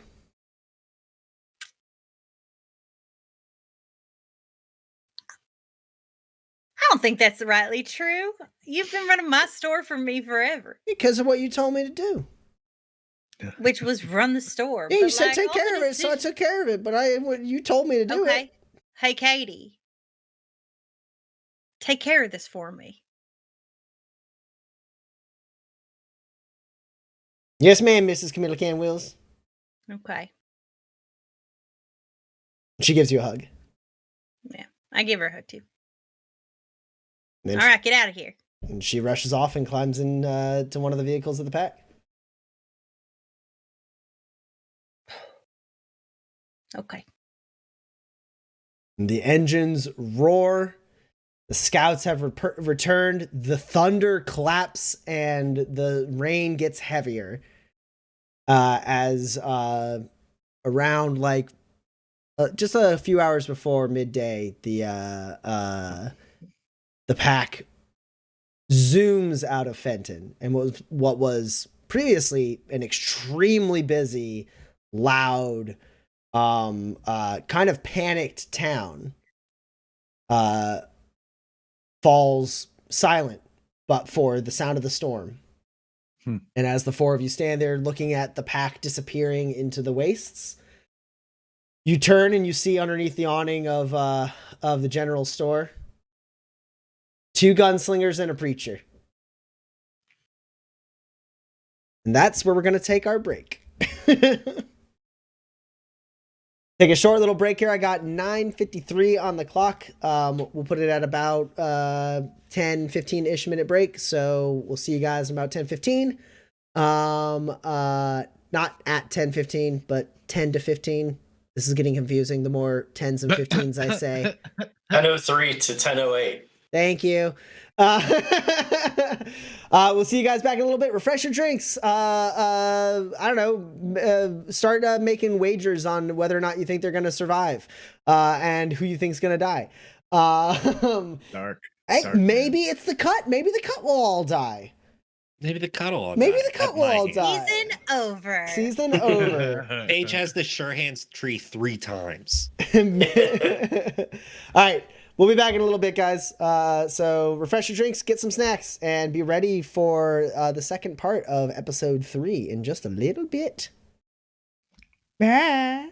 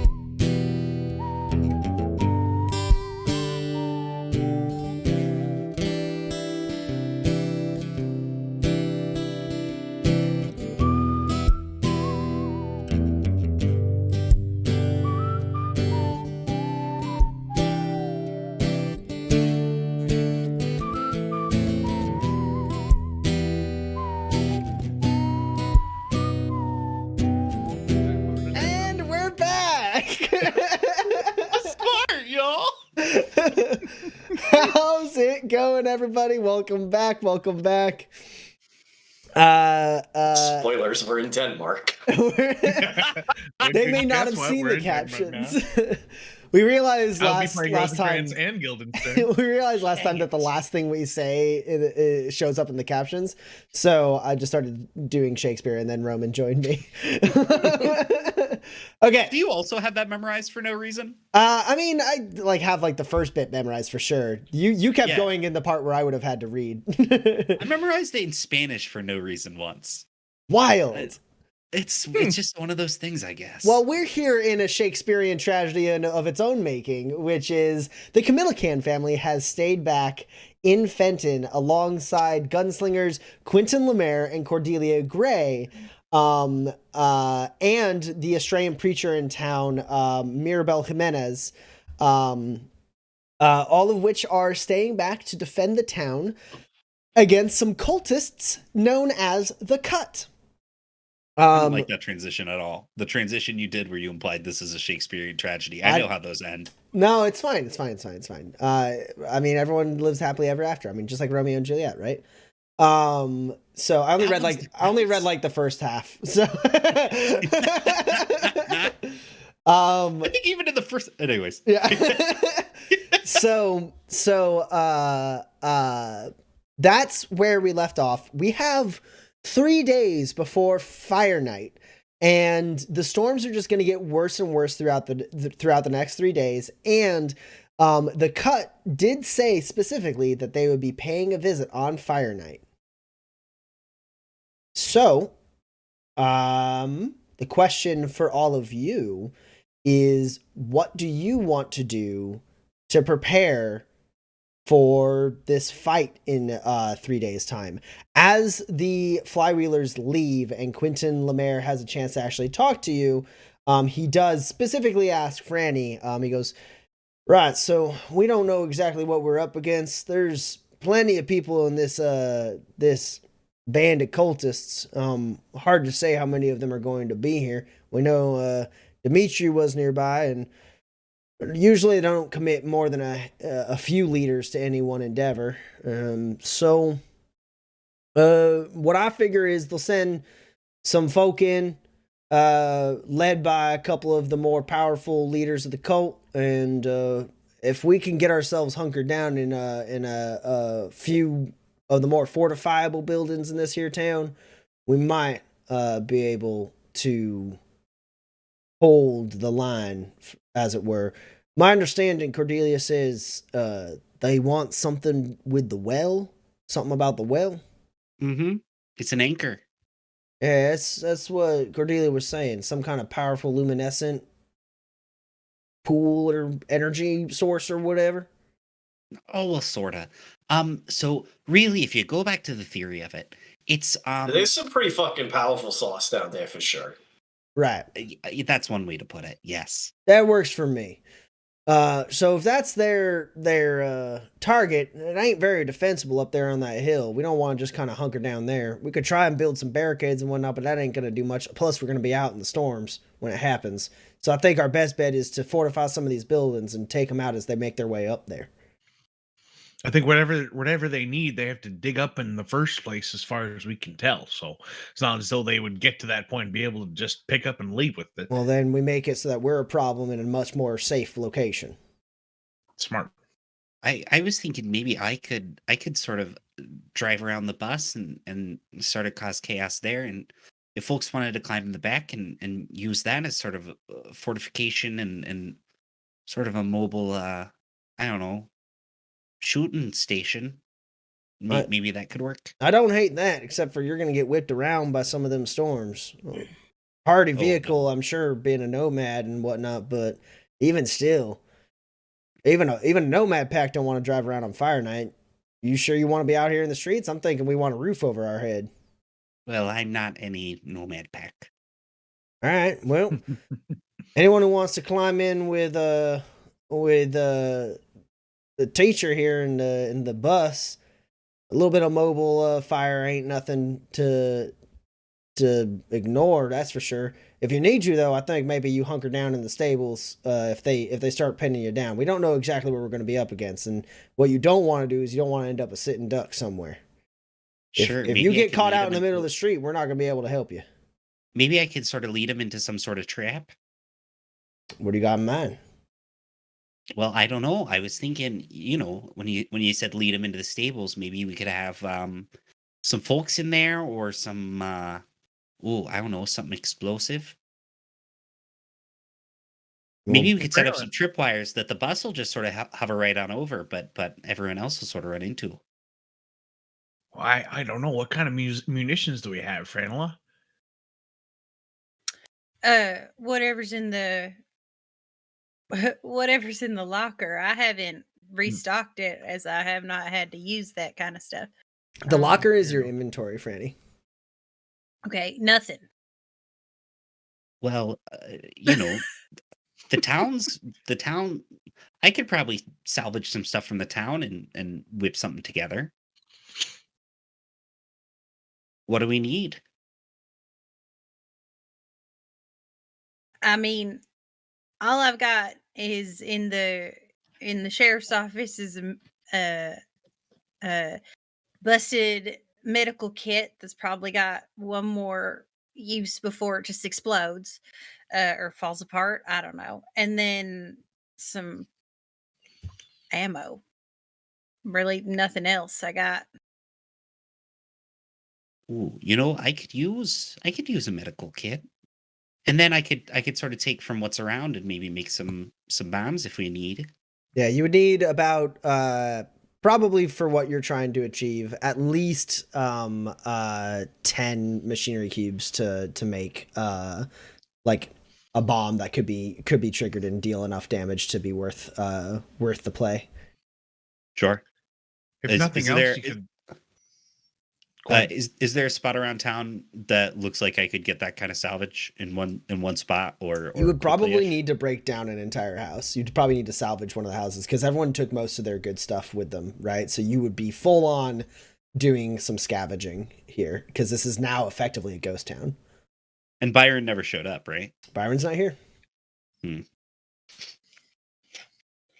I mean, I think you take down. I think you could take down my house.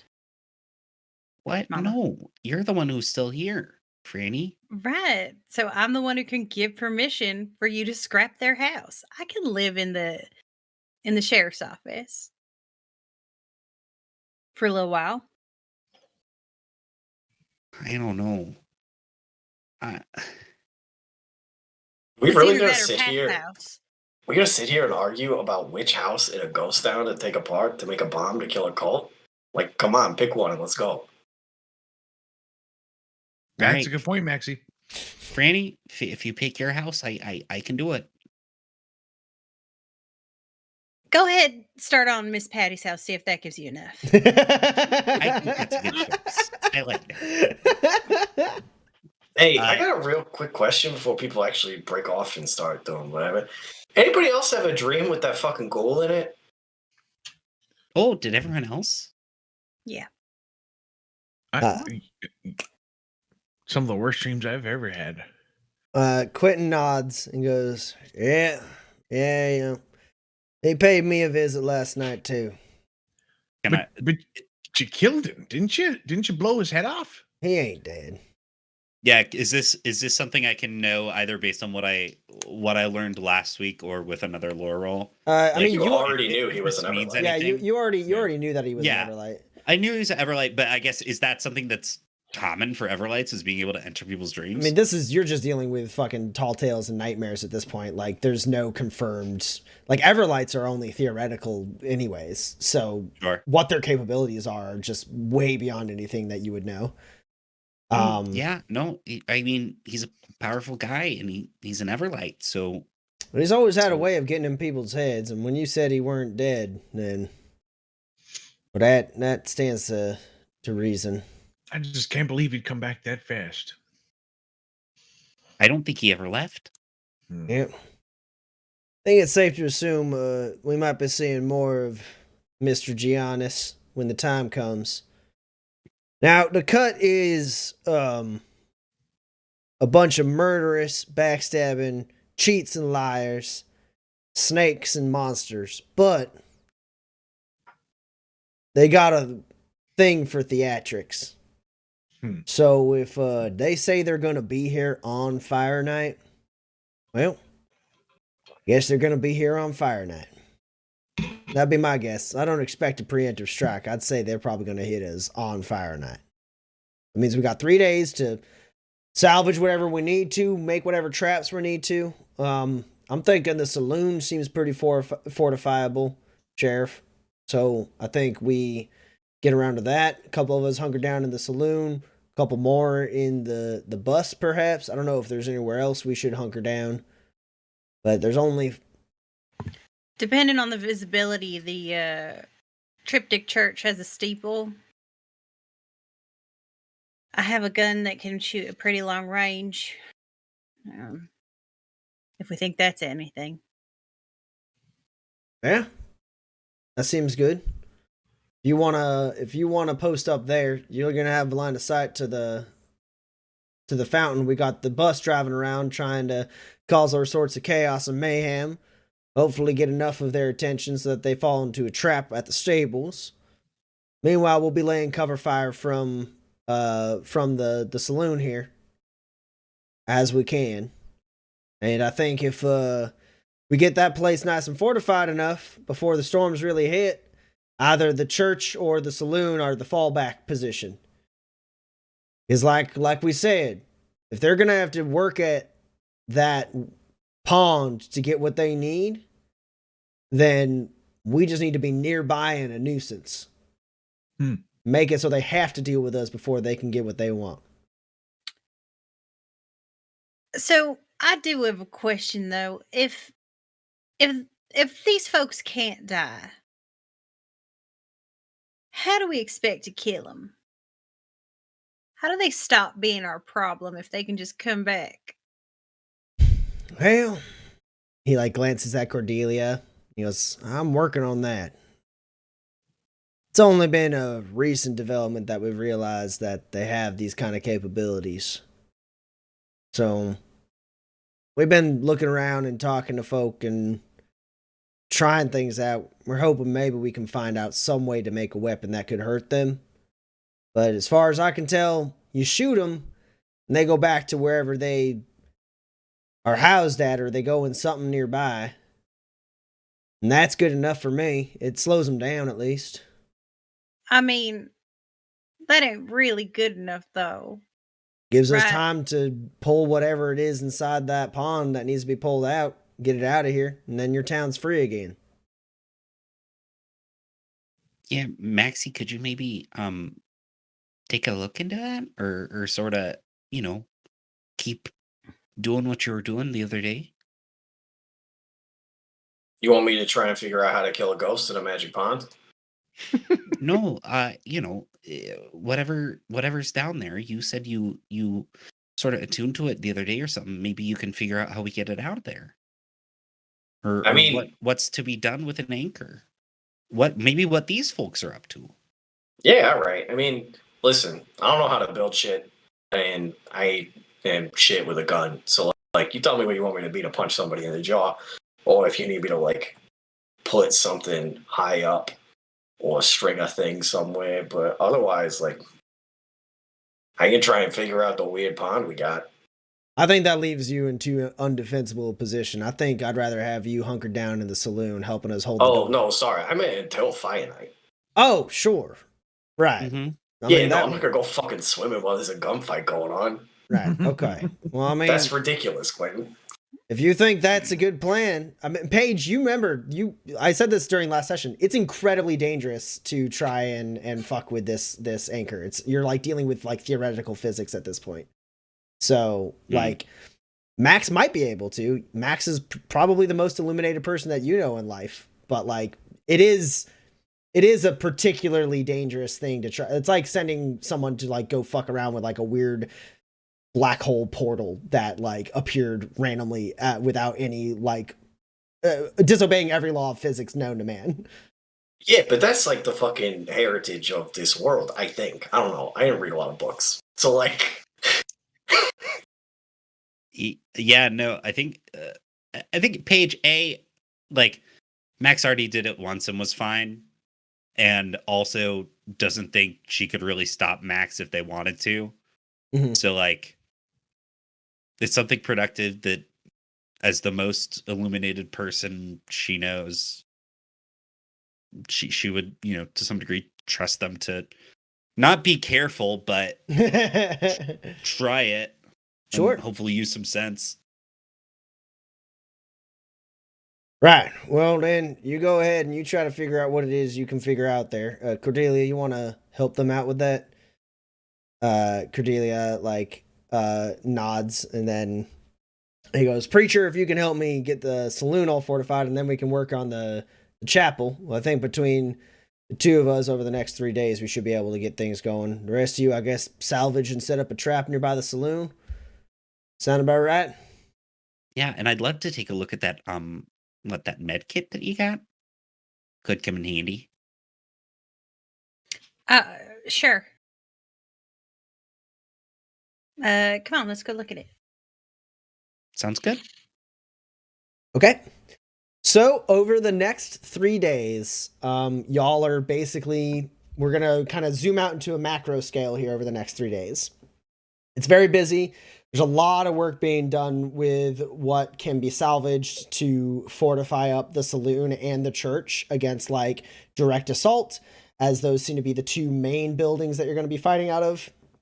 And then you also want to set up a trap around the saloon. So the first thing we're going to need to do with that is we're going to need to roll machinery to break down what's left of Pat's blacksmithing in order to potentially make the explosives that you're trying to lay in trap for the saloon.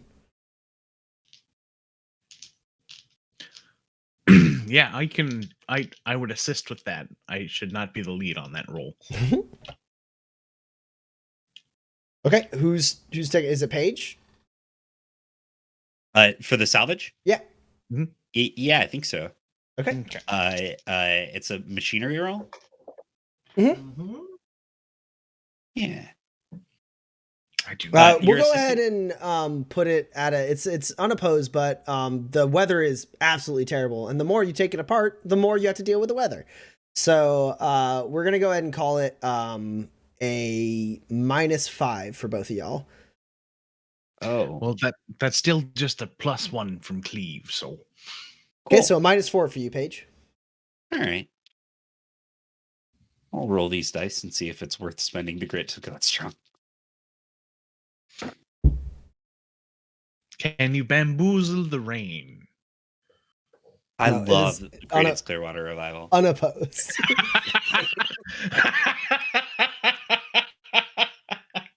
That was stupid.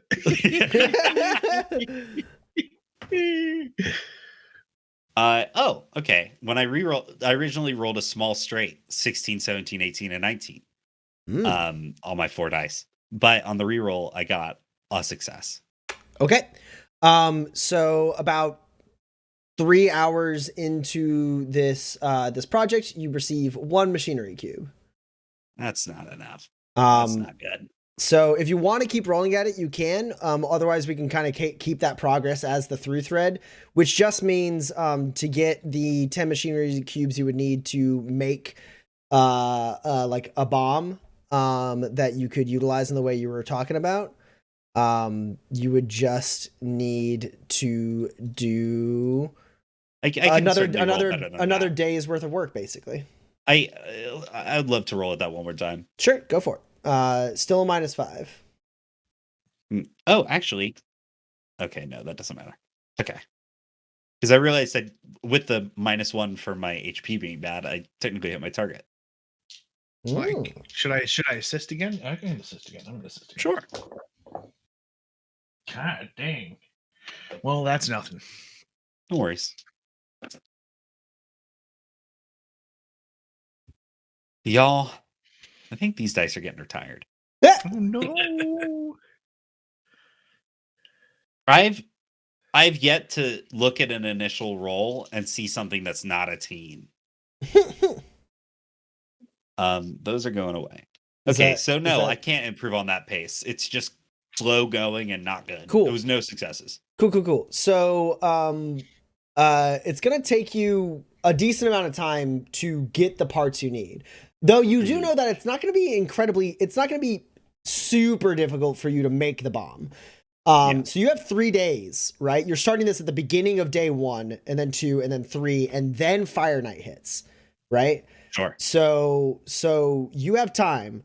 You are basically going to use the first 2 days to get the thing completely broken down. Just this big construction project that's done in absolutely horrendous conditions. But basically part of the reason it takes so long is because you guys are taking the proper precautions not to get like fucked up by the horrible weather, right? Yeah. And do I get rest at some point in there? Yeah. You basically, as you guys move through the days, you'll each get rest. You mercifully, the first night, no more nightmares. It was just the one night. Yay. Love that. So yeah, Paige is working at that, slow going. I imagine at some point probably takes a look at the first aid kit. Is it just, or whatever it is it just like, it's just pretty shot? It's like from like 2 or 3 like sheriffs before me, from the time when this settlement didn't have a doctor. So it's like it's got some supplies left, but it's like a couple iterations old and like kind of busted, but like enough that like it worked when like somebody got a fever and they needed Tylenol kind of thing. Oh, hon, you know how they say, oh, medicine never expires? That stuff stays good forever. Like a ton of this stuff is expired. I know, but it's better than Sure. nothing. No, this alcohol and these mothballs, we can use these. Oh, for sure. we can do a little bit with these.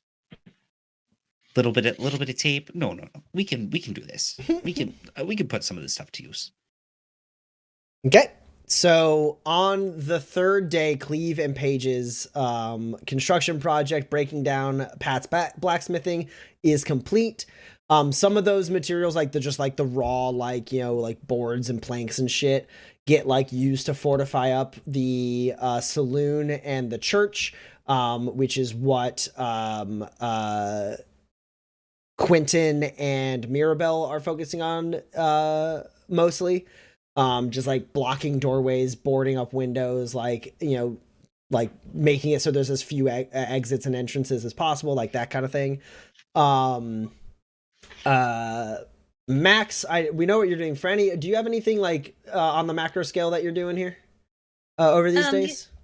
The only thing I wanted to do is take out all the stairs in any of the buildings that we were like trying to defend, so that like there's just ladders basically that we can like pull up. So like it's like a degree more of like we can like, if they get in, they're in like a shooting gallery, or like if somebody's up in the bell tower, they can't get like surprised. There's a decent amount, like you feel extremely justified doing this in the saloon because most of the materials that have kept the saloon afloat have been loaned by you to the saloon from the general store. Yeah. So like you're like, these are basically my stairs anyway. So so yeah, you're able to completely do that. So now like the balcony of the top of the saloon now has like 2 ladders that lead up to it that are like not like firmly attached and can be retracted up. So that like it's harder for people to get up there. And you're able to do that. The church is a little bit harder because the church is made out of slightly sturdier material. But the couple of places, there's also not a lot of like, it's just like a big open chapel, right? So there's not that many stairs. But what you could do if you wanted, I don't know if this is super beneficial to you, but there are basically kind of like wooden planks like cut into the hill that goes up to the church, so that people, like, especially when it's rainy or muddy or anything, people can still get there. So you could remove those, but it also makes it harder for y'all to get up there. There's not really an easy way to make it so that like you can remove those quickly, unless like you could do like a rope that you could pull up the hill or something. Okay, yeah. Well, I was wondering if we could like, maybe like take all those wood things and like drill a hole through them so they're on the same um like rope, so we can just like release the rope and then it all slides down to the bottom of the hill. Sure. Right? I mean, Like- yeah, that makes it still doesn't have a redeploy scenario, but yeah, absolutely. No, but like it does help, maybe. I don't know. Tactics are like not my thing, Yeah. I guess. Yeah, you're able to kind of set up that system where you can basically you like have like a taut rope that runs through all of those. So right now they're functioning fine, but if you cut that rope, it will like spring back down the hill and like basically break the staircase, and then there's only like muddy like notches in the hill that will lead up to the like slippy, right? to the chapel. Yeah. And then like that's pretty much it. Just like I don't know. I like go to a place where I think we'll fight and I go, gosh, where do I not want to be caught out from? Mhm. And then I like try to fix that. Yeah. Nothing too fancy, just like that seems bad. Then put a board up. Like Yeah. You make plenty of between you and Quentin and the preacher, you're able to really make like a bunch of like pockets of like retreatable cover within those two buildings. And then the other thing is I want to get a bunch of like jugs of water from that's like clean. Mhm. And like any food that's left in the like food at all, so like it's set like divided between like the saloon and the bus and the church, so that like wherever we end up retreating to, they have to wait longer to starve us out, Sure. I guess. Sure. You're trying to set yourself up for as much of a siege scenario as you can. I mean, I think that we're going to get stomped. I think this is absolutely a suicide mission, but I do want the opportunity to last as long as possible, so that I can make everything real hard for them at this point. Sure. I don't have hashtag regrets. I don't even know what a hashtag is.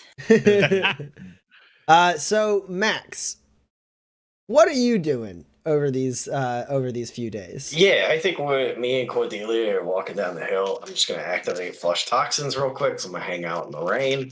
Yeah. And on our way down there. Hey, all right. So that's 3 successes, which I think is enough for like a few hours of hard work today. Let me double check. Yeah, it's a long-lasting effect, so that's plenty. Yeah. So, you prefer Cordelia? Your friends call you something else, or like, what's the deal? Cordelia's fine. All right.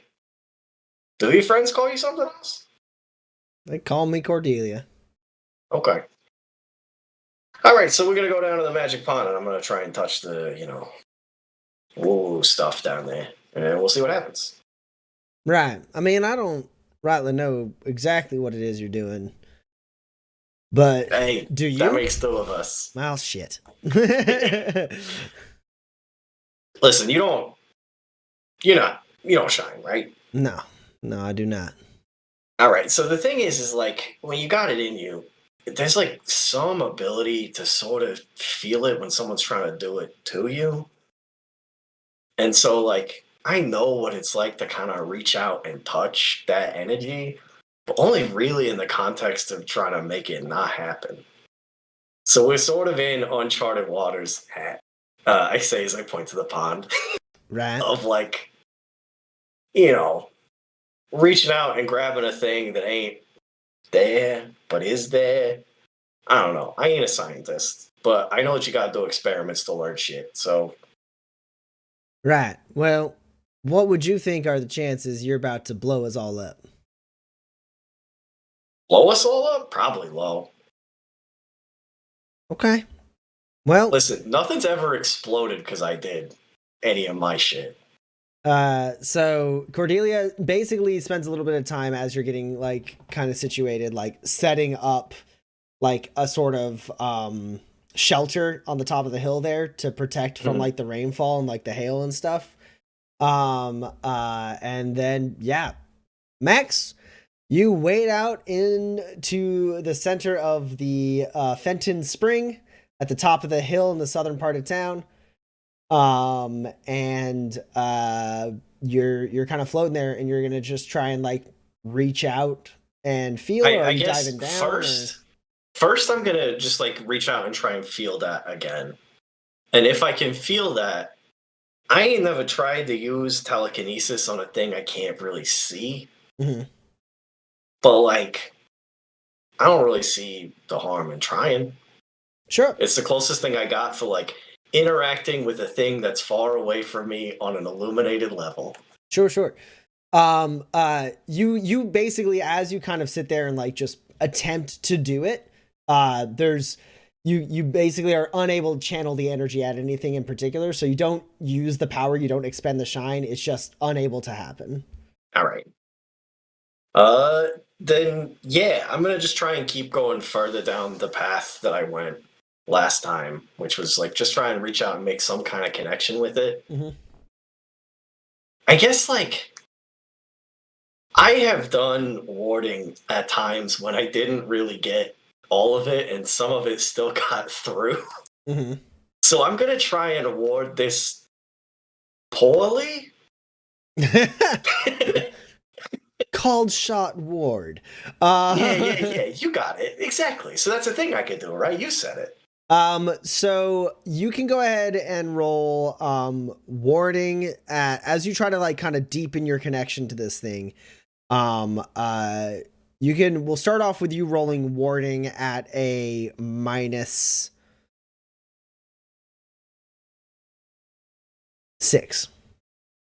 All right.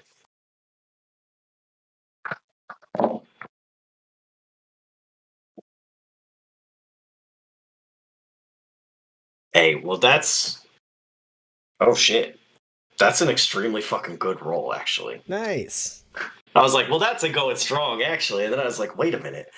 4 is my target on warding at a -6. So these two 4s explode. Nice. Into more 4s. All right. Yeah. So I spent 3 grit to go it strong. Mm-hmm. Because I rolled a 10 on one of these 2 explosions, which now explodes. All right. Well, that's nothing. It's 5 successes. Okay. So now I need you to roll endure. At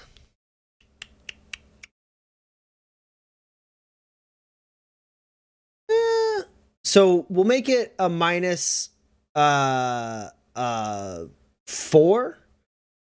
But I'm gonna bamboozle you 4 times to make it a -8. All right. Well, that's a low number you've decided I'm rolling at. That makes sense.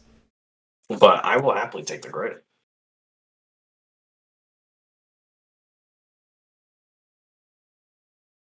Okay, so 4 of this I could go it strong on, but Yes. I'm at a -4 no matter what. Yes.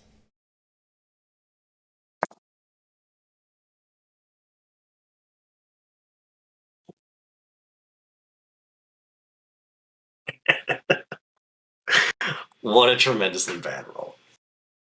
Did you misfire? Oh, of course I grave misfired, Tommy. Oh no. Are you spending No. it? Okay. Absolutely not. Cool. Listen, I walked into a magic pond ready to touch the sword and the stone and mix metaphors and get absolutely blasted. Cool. Oh my god, I sent my son to his death. To their death, excuse me. So this is what's gonna happen then.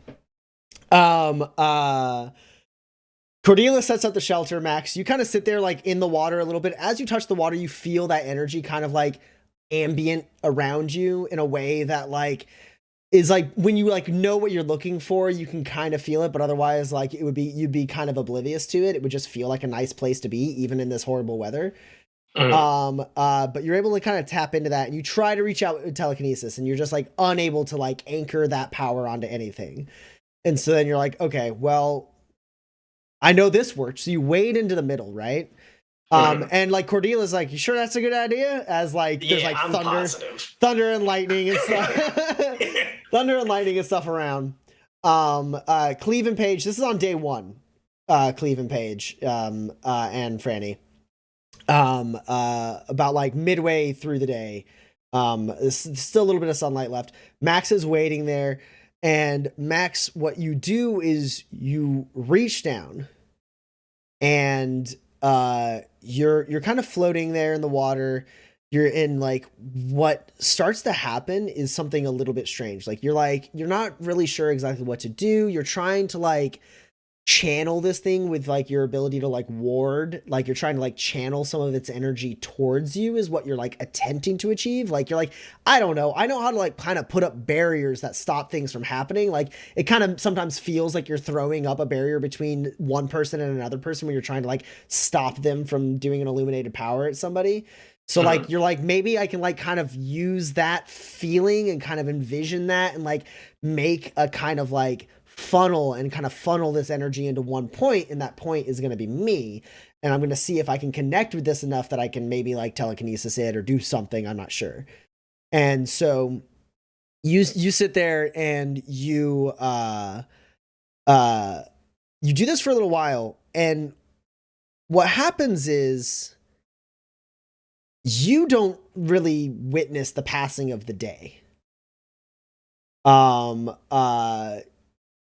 Like you're kind of like you're focusing on your breathing, you're focusing on this energy around you, you're focusing on like trying to build these like non-existent barriers, and like it feels like the raindrops kind of like fade away and the thunder becomes like distant and muffled, and like you're like left with your breathing, and then slowly you stop even feeling your breathing. It's almost like you're in a sensory deprivation tank, as like you can't hear or really feel anything. You're just kind of floating there in the pond. And this like kind of like humming energy, like whoa,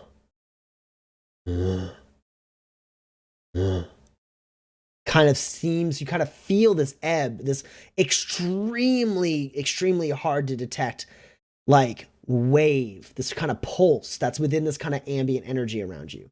Like, and only by the virtue of you spending a lot of time and effort like focusing on this are you able to even kind of get faint whiffs of this energy pushing up against you. You know it's not the water kind of like moving around in the wind. And then you hear like Cordelia kind of call out like, all right, you want to eat? You've been in there for hours. Shh. I almost got it. Shut up. And as she kind of like says, like, you've been in there for hours, you're like, I feel like it's only been like 10 minutes. Right? And like you kind of open your eyes a little bit and you see it's dark and the storm is like bad. And so like you tell her, like you yell like shut up, I almost got it, shut up. And like you kind of like change your position in the water and like try, like you haven't lost that tether yet, but like it kind of like faded a little bit, and you were like, I apparently have spent hours on this, but it feels like it was just 10 minutes. I don't know what's going on, but I almost have it. I feel this connection. Hold on, let me try. And that's when all of you feel something. As there's this big boom of like you're all hit by something like that's not there, like kind of shoved by like a non-existent like wind. Like Cleve, you kind of like wobble on your ladder, and like Paige, you go to like hold it steady, but you're like shoved up against like against a wall. Franny, you're like pushed back and like, you know, pressed against the doors to the chapel. You watch as Franny gets the best side of this. I guess Cordelia gets the best side of this, but Franny, you get a good side of this from across town on the other hill. There's a of energy that bursts out from where the spring is, and the rain ceases to fall on Fenton for about 2 seconds. before it comes back down. And in that moment of like no rain, Max, you black out. And Franny, you see this light kind of like flickering around the spring, and you see a figure in the air. And then there's another, and that figure is slammed deep into the pond, like completely out of sight. Like you see the figure slam in, and all of you are pulled in the opposite direction. Cleve, go ahead and roll a gymnastics test for me. Smart. Yeah.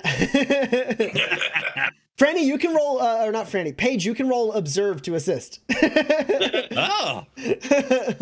Don't you fucking dare kill Seth with my grave misfire because he falls off the ladder and breaks his neck. You can't possibly take enough fall damage. You don't have practice landing, do you? I do. Oh, never mind. Don't roll. You get the. You're good. Okay, oh yeah, like a cat. Yeah, Paige, you see as Cleve is like hit off this ladder, you grab onto the ladder, and Cleve, you're like a fucking cat. You fly off this ladder that like Paige is able to stop from toppling over on top of you, and like you grab onto like a shelf, which starts to like teeter, and then like you're really quickly like one arm down, swing your momentum around, and like make it so you're holding onto the side of the shelf so that it slams up against the wall, and you're able to drop back down unharmed. And like Paige, you slam the ladder back over. But you all kind of feel this pull towards that hill as a second like of energy gets shoved in that direction. Franny, you lose 2 shine. All of you lose 2 grit. Oh, what? You're taking a grit? That's illegal. And Max, you are unconscious until just before Fire Night. As like Max gets yanked down, and Franny, by the time you're able, because you saw something happen, by the time you're able to get to that side of town, Cordelia is holding a completely unconscious Max, whose tattoos have become blackout all over their body. Max's like tattoos have no pattern. They are just completely blacked out. Like Max's arms and chest and like neck are completely black with ink from their tattoos. And you're able to like rush Max over to like shelter. And you, as you kind of touch Max, you feel this like siphon of energy, and that's when you lose your 2 shine. And it doesn't feel like it goes to Max. It feels like it just dissipates into the air.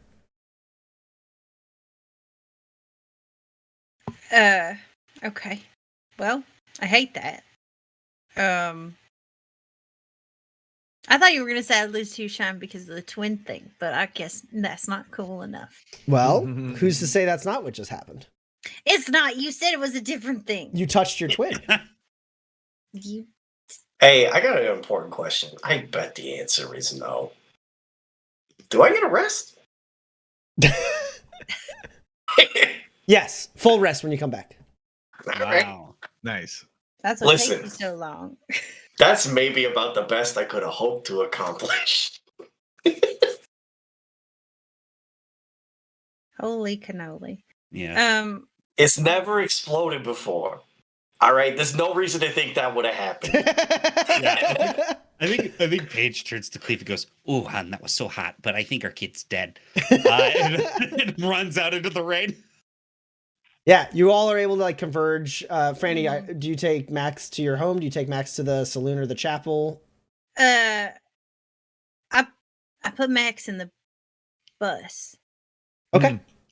So you put Max in the bus. I'll go ahead. Like you're able, like first off, I mean, Paige, there's like a bed in the bus, Paige right? and Like Cleve, it's got like a. Okay. Paige and Cleve, what you see is one of your kids holding your other kid who seems to be completely unconscious. Their tattoos, which are somehow tied to their like luminescent like channels, are spread out blackout tattoos from the neck down. And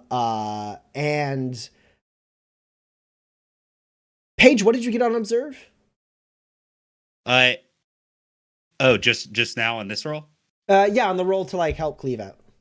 I got 3 successes. Okay. Is it opposed? No. So there's something that you noticed a little bit when Cleve like got knocked over, and then you notice it a little bit as you're moving through town, and you realize like a lot of what moved in town was metal.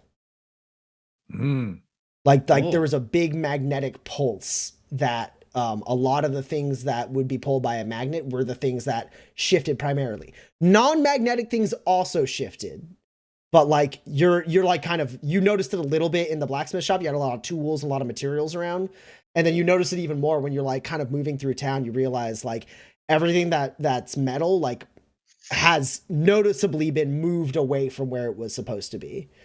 And probably most noticeable is like you notice that the bus is like half a foot off where it was parked.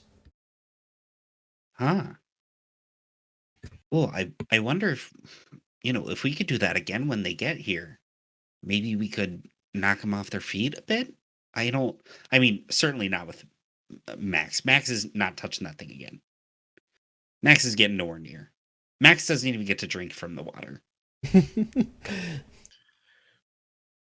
That's going to be a little bit of a problem, Mama, because I mean that's the only potable water. It's kind of our whole thing. Okay. Max can have a little water. Okay, great. Thank you for compromising.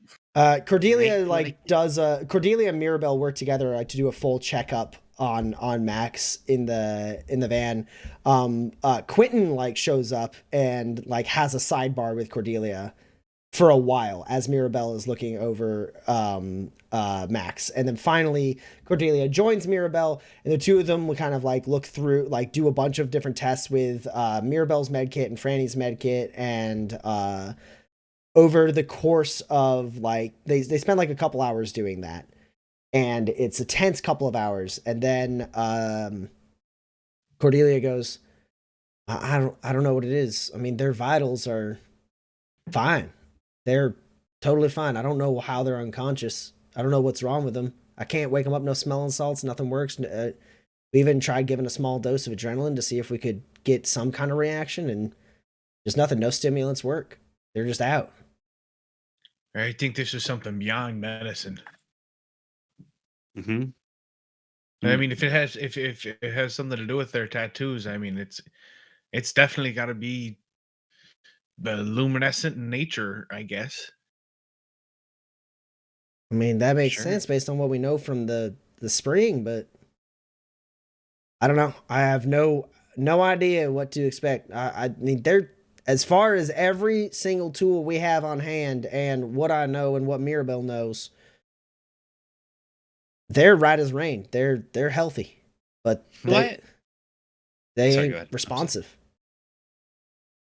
Could I roll, or do I have any idea why?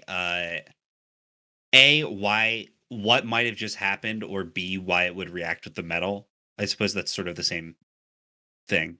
I think you got your rolls on. You got a 5 success on knowing about anchors. Everything else is guesswork at that point. The one thing you know from your roll on like the theory of luminescent anchors is that like they behave extremely erratically.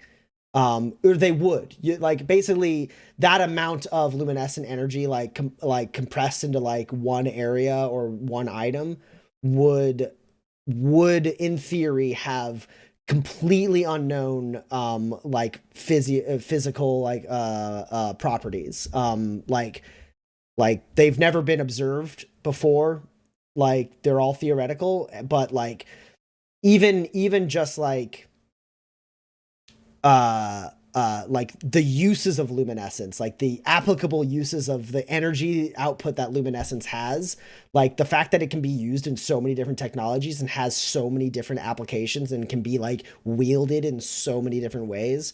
Like the prevailing theory is that if a luminescent anchor was a true real thing, like there'd be no telling what it would do. Like there's all sorts of theories. It's basically completely unknown quantity. Is there, so based on this, I think Paige's like curiosity is piqued and really has like a strong desire to study this, but knows like clearly she doesn't have the time or really like the resources. Is there any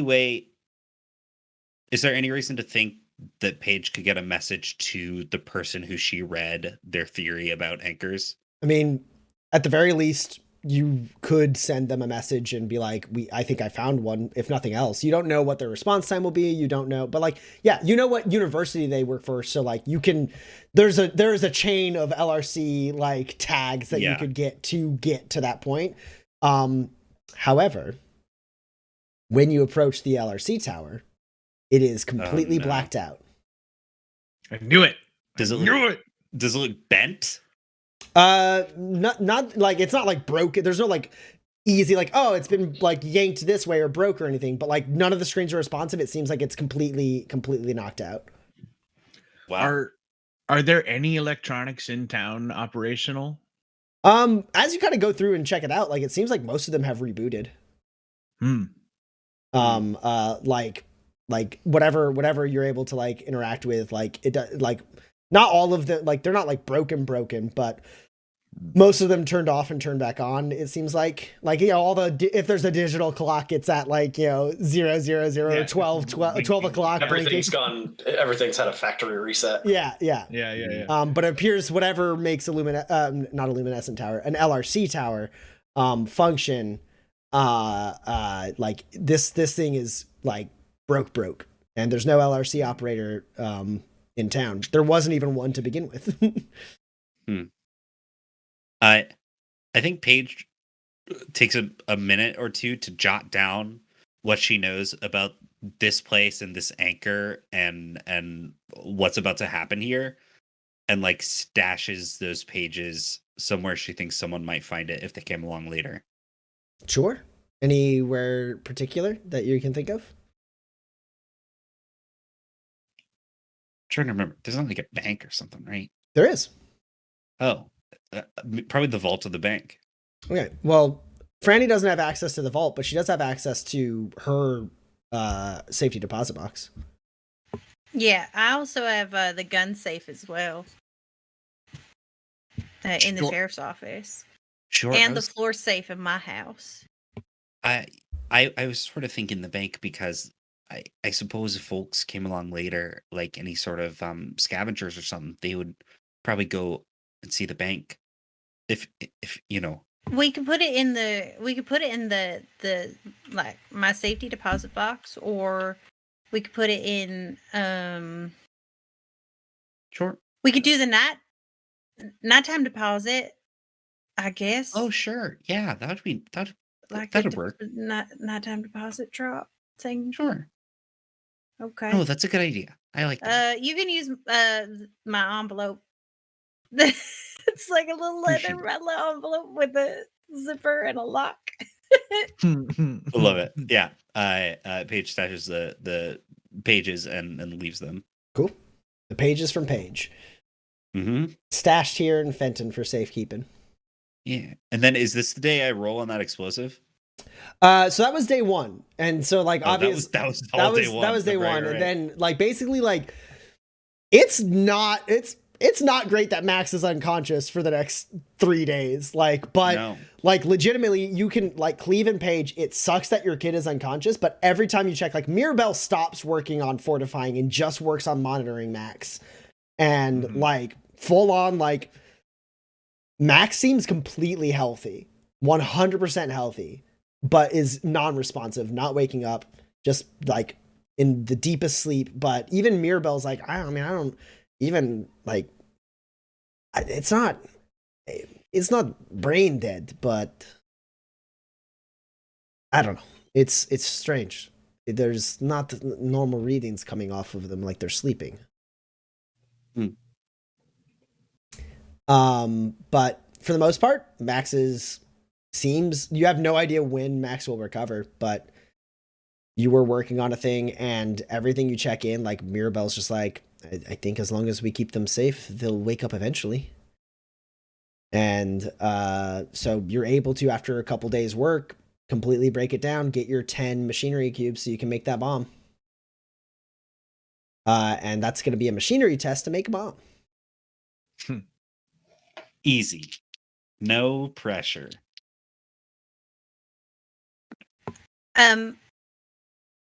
We just, put her in like not where anyone else is. Unless Daddy What, Paige? Yeah. Away from the fortifications. There's no way Paige gravely misfires on making a bomb. Right? Okay, we've had 3 episodes and there have been 3 grave misfires thus far. So have there been? I'm not holding have they all been breath. Max? Because that'd be funny. Because One Max was is in the porter slot. One was me. I think it was I think it's been everybody but me so far. So it's not a grave misfire. Ah. I roll 4 dice. And 2 of them were 20s? 2 of them were 20s. That's nuts. All of my dice don't like me tonight. It's a bomb, so I'm gonna spend the 3. This makes sense. Right out the bat. You're gonna get rid of that misfire.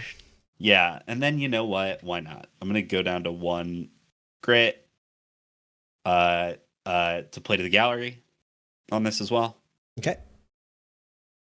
Making this 10 count and explode. I can reroll you. Thanks for the help. Dice, come on, new season.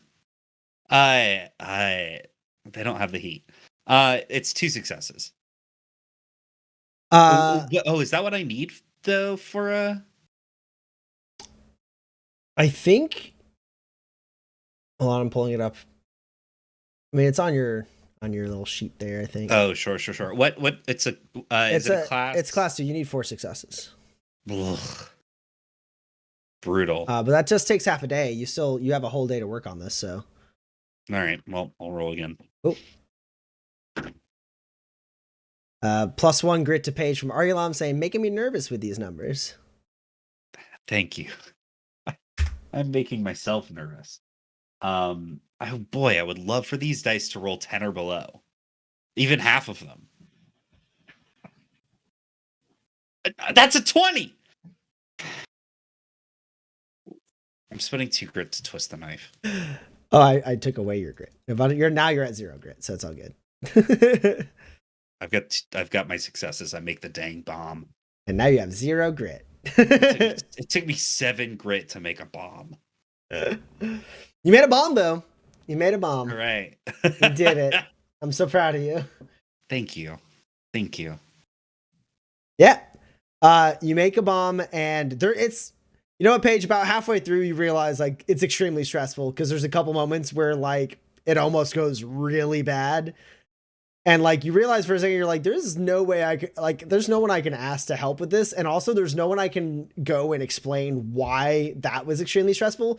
But, like, this wire and this wire almost touched. And that was, whoo boy. Oh, that was my life. Nope, that one was my life. Okay, all right. Gonna take 10 minutes. Gonna take a 10. But over the 3rd day, Paige is able to complete the bomb, and you're basically trying to like set up like a trip system, like as you drive into the stables. If someone were to follow you, they'd hit it and then blow up. Yes. So because the bus can hover. Yep. And so the bus will hover over it. Yep. Yeah. You're able to make a system in that regards. Like you made this bomb, you have that can be the trigger for it, and you're able to kind of set that up. The fortifications on the chapel and the saloon are complete. It is now the day of Fire Night. And it's strange because you don't know when to expect anything. The work is all done. Paige, you're hanging out nearby the saloon, right? Or not the saloon, nearby the stables, like with the bus. Like, ready to go. Cordelia and Quentin are sitting in a corner of the saloon, like talking in hushed tones. Cleve, Franny. You know, Max is unconscious in the bus that Paige is with. I want to pull Daddy aside real quick when we have a minute. Yeah. Okay. What's going on, Fernella?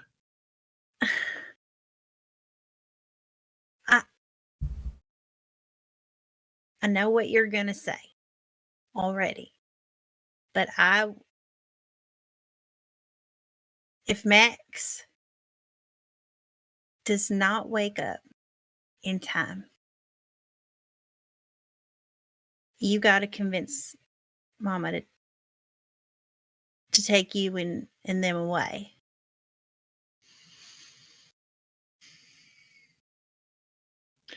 Franny, I think you know that we can't do that unless you come with us. I know. That is insane, Daddy. You can't leave your defenseless child in the middle of a gunfight or whatever. There's a guy who makes puppets out of people and haunts their nightmares. And that's the weakest guy. It's insane. Look, Max will be as fine as anybody else. Might even be safer. You want Max honestly. to maybe just be slaughtered in their sleep? I think if. Do you think that's what Max would want?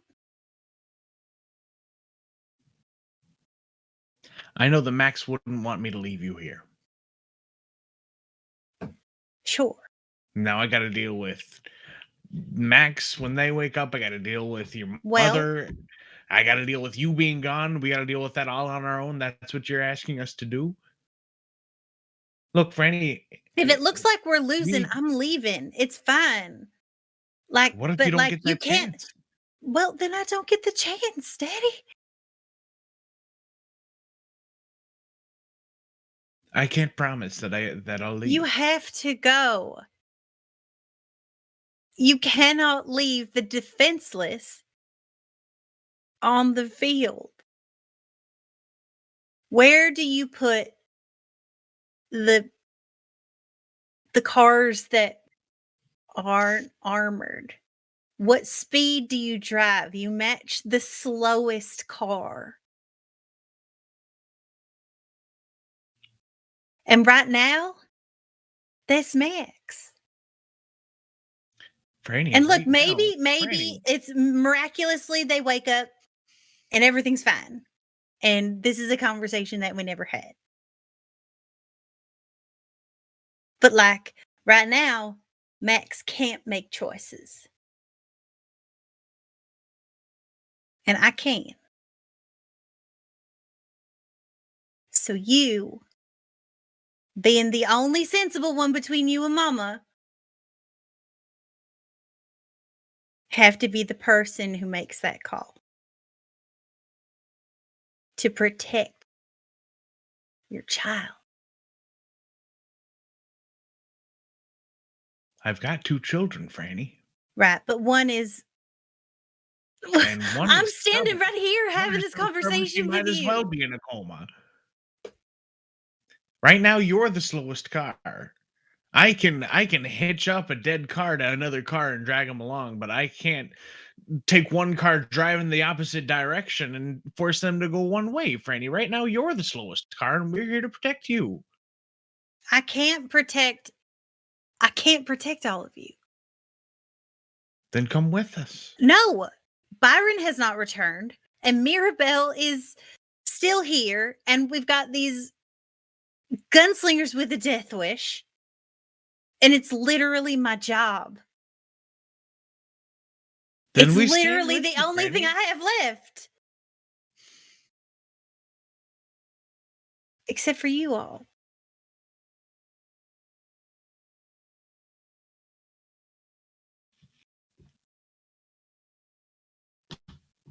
I'll do what I can, Daddy, please. To keep as many of us safe as I can. I know. That's what I can promise. That's what I can promise, Franny. At this point, the rain is in absolute sheets. You can't see clearly from one side of town to the other. Paige is able to, you hear the engine of the bus as it comes out from the stable, Paige having set the trap and pulling the bus up. And then through the din from the saloon, you hear, Sheriff! And as you look, you can kind of make out the shape of the saloon and Quentin Lemaire, and he's pointing. And you see a wagon rolling into town from the west. And Daddy, I have to go. Franny, you recognize it as Byron's wagon.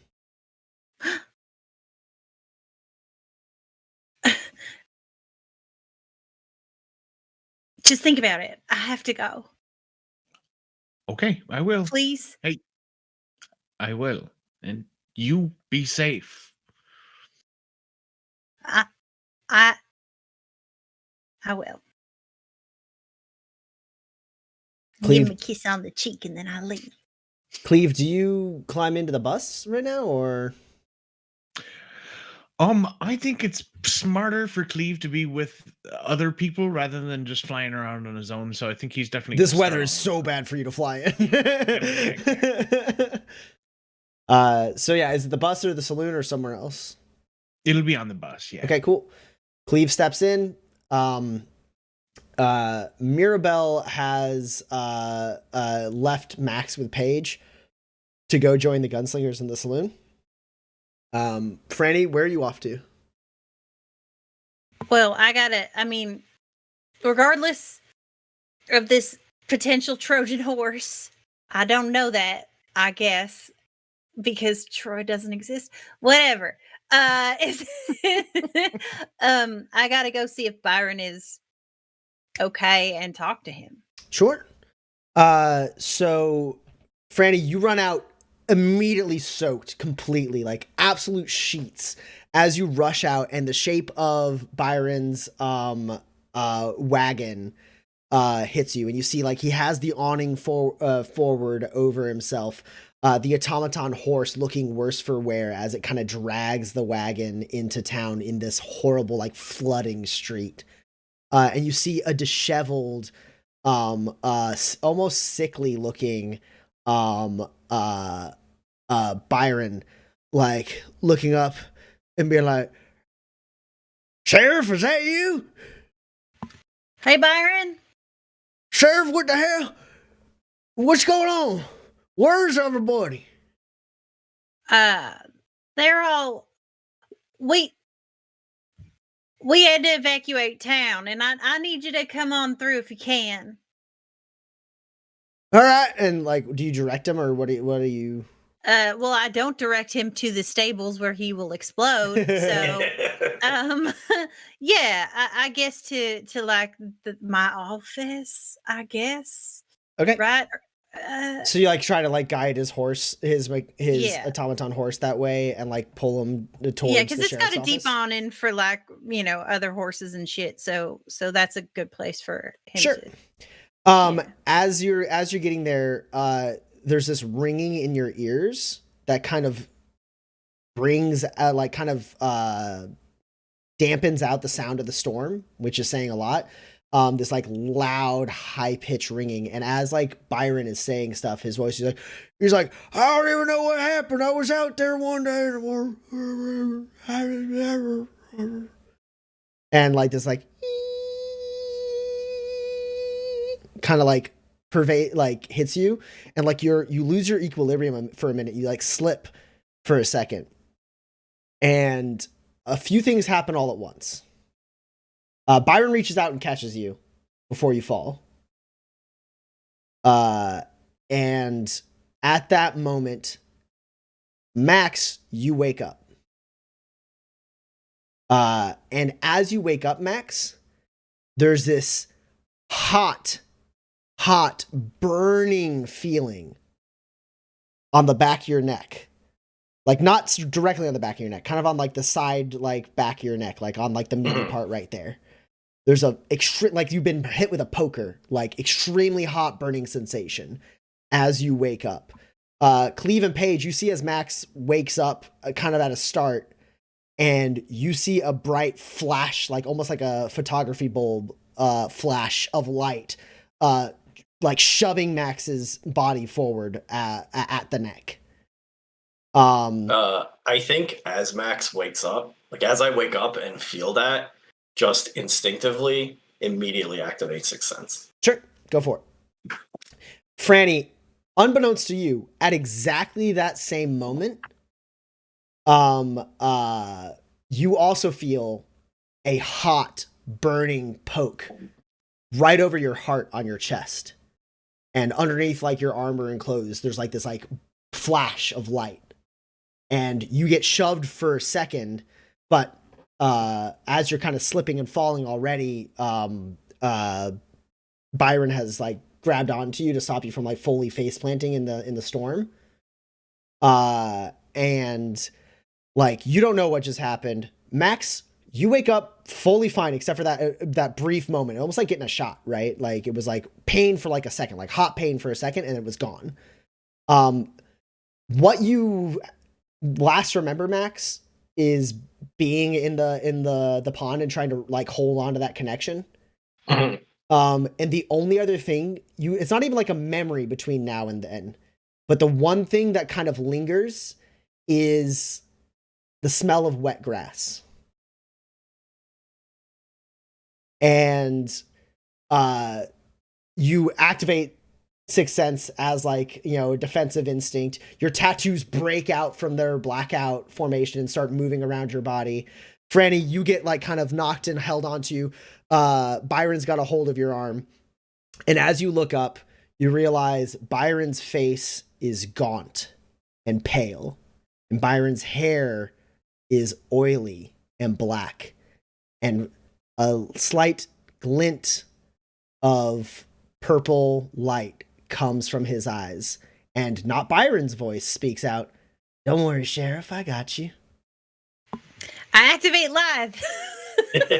Oh no. And that's where we're going to end tonight's session. I did say that I activate live. As we all roll initiative. Oh my I do spend 3 grit in the activation. It's 2 instances of grit. Okay. In the activation of Sixth Sense. Cool. One other thing happens to you, Max, actually. I forgot, but it's right here in my notes, so I just remembered.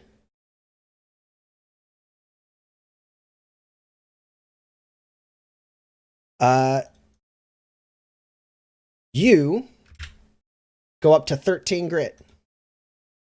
Oh, fuck. What? That's illegal. That's There's illegal. So much illegal grit shit happening. Yeah, Max, you feel great.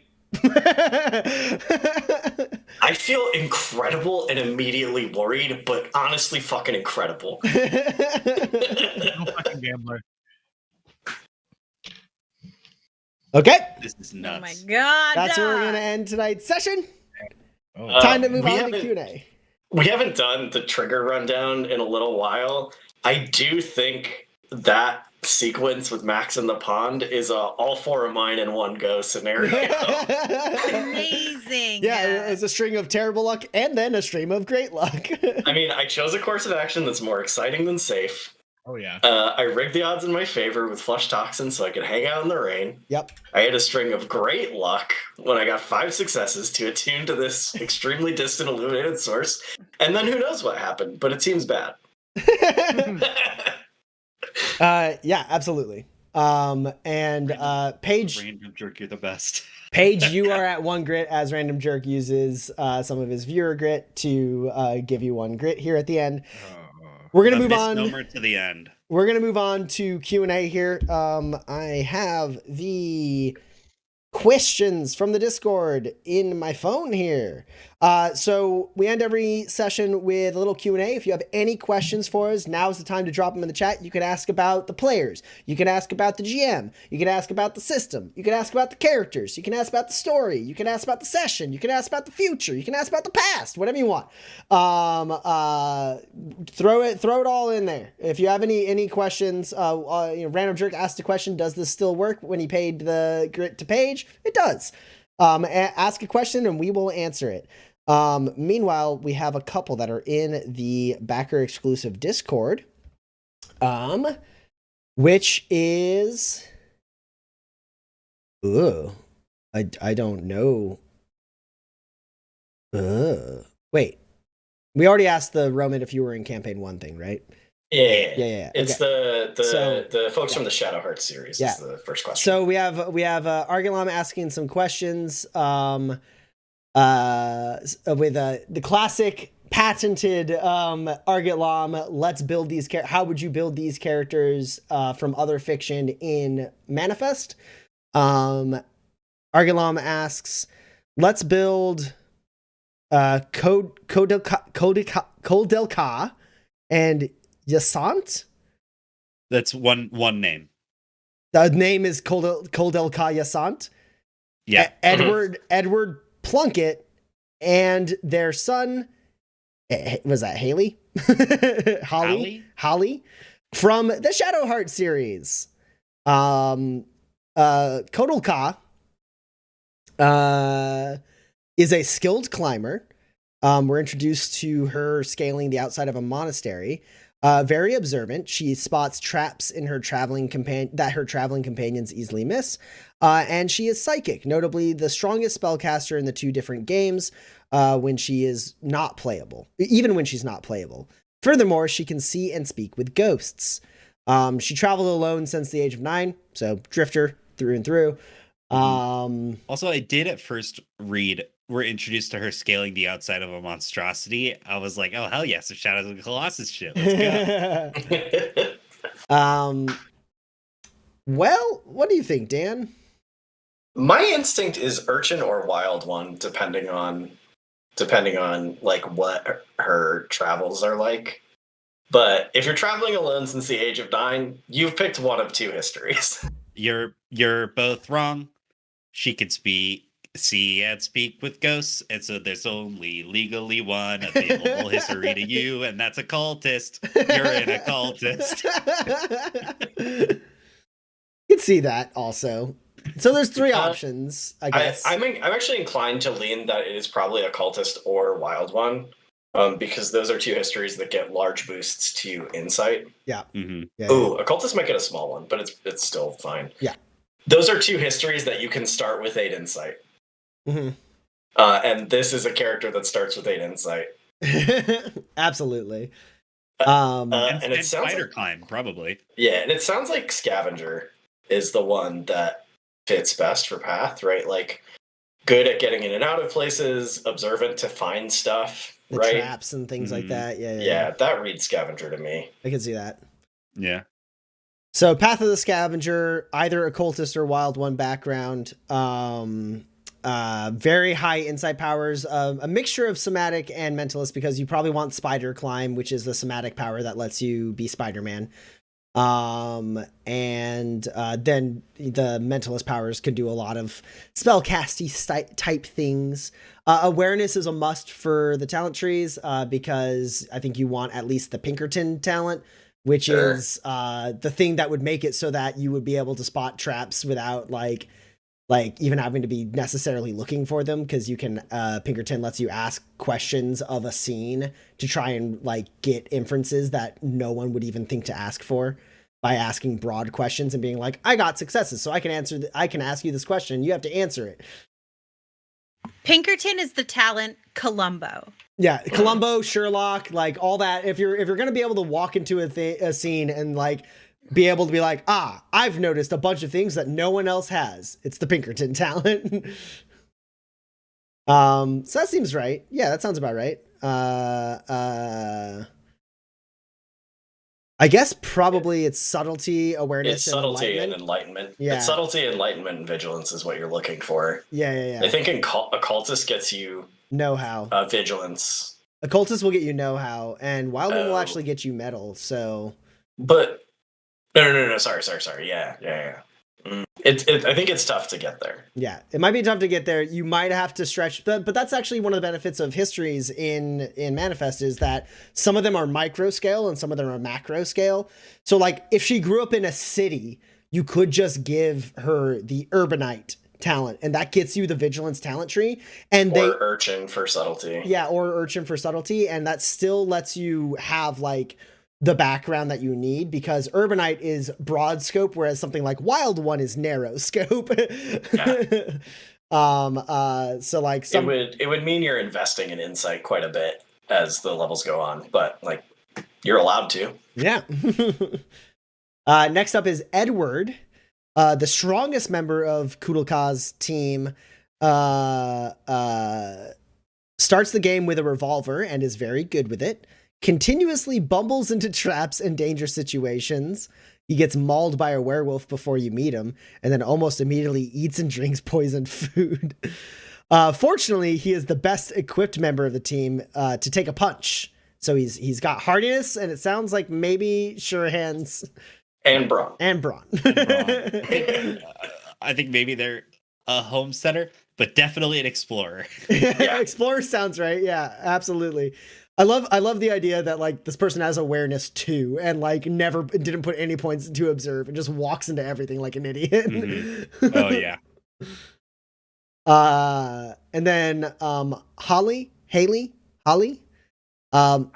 is a wildly powerful psychic, though as a child he doesn't really have the best control of it.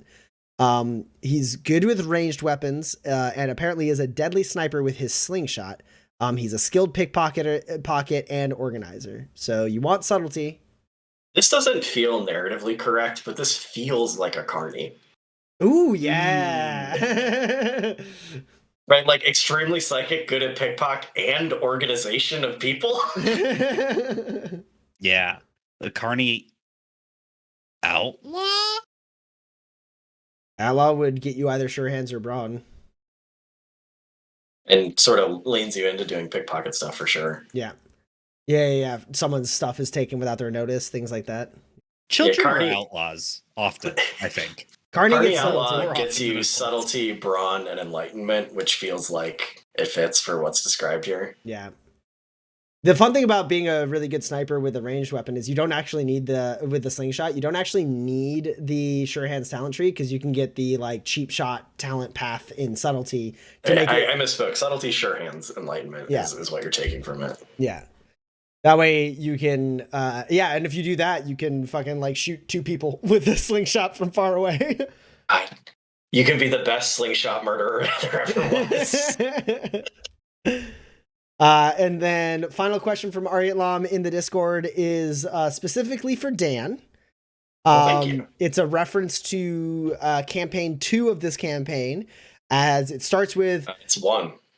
Oh, it is campaign 1. You're right. Yeah, campaign 1 of this series starts with the sentence, "The bird got you." Which, slight spoiler for anyone who hasn't seen campaign 1, Dan's character Roland almost died to a roperite, which is kind of like a raptor-like bird, runs on 2 legs. It's a Yoshi with feathers. It's an evil Yoshi. And Roland technically did die to it, but through grit shenanigans. Had a flashback to take some drugs beforehand. Through grit shenanigans was able to not completely and totally die. But from there on out, Dan went around being like, "Bird almost got me." Bird almost got me. So in this world, the bird did get you. What would you have built in campaign 1 to replace Roland? So I think when the bird got me, we were looking for the Riveteers, is my recollection. Yeah, you were heading down south. The Riveteers were not making it to Soldina in time. Yeah, so we were looking for the Nomad Pack that hadn't made it to Soldina, and we were trying to figure out what happened to them. So I think, honestly, probably what I would have made, what I think would have been the most interesting, would have been to play Red Wheel. Yeah. I think that would have been the coolest, because I think I definitely would have made an illuminated character, because as me and Tommy have discussed, my backup characters are threats. It's true. Post the situation where they were done dealing with the nomads, every time I threatened Roland like into Bias Station, Dan just kept being like, yeah, kill Roland. I'll just come back as a gunslinger, and then we don't have to worry about any of this talking. Yeah. I'll come back as a gunslinger, and I'll shoot our way out of this one. He was like, we're trying really hard to make lasting change, but if you kill Roland, I just come back and I make instant change. Who knows how long it lasts? Doesn't matter. I killed Morales. But yeah, I think it makes sense. Like you would have ended up being Red Wheel for sure. Like an illuminated I would have played one of the nomads in the 2 packs that we encountered very quickly, one after the other, in that arc. Because I also love, as Roland got to do a little bit, but we didn't really get to see the extent of, like, I do love the chase mechanics in this game. And they're very fun. And I would have made someone who was immediately able to interact with them for the part that we were with nomads, instead of only getting them at the part where we were in a place a car couldn't go. In a place where there was a garage. Yeah. Lasting change versus sudden and interesting change. That's the difference between a grifter and a gunslinger. Oh yeah.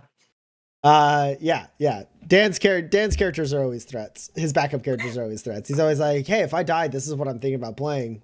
And then it's like, motherfucker, you know that's He's like, I'm just letting you know ahead of time what happens. We do have a question in the chat from Tenetic. 10 asks, for all the players, were there any characters from other fiction that inspired your characters in this campaign?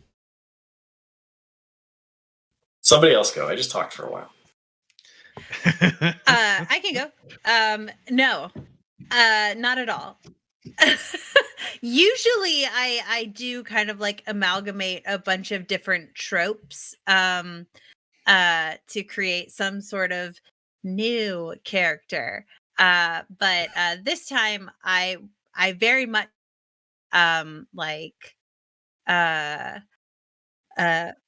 okay, this is I see my character's shaped hole in this party.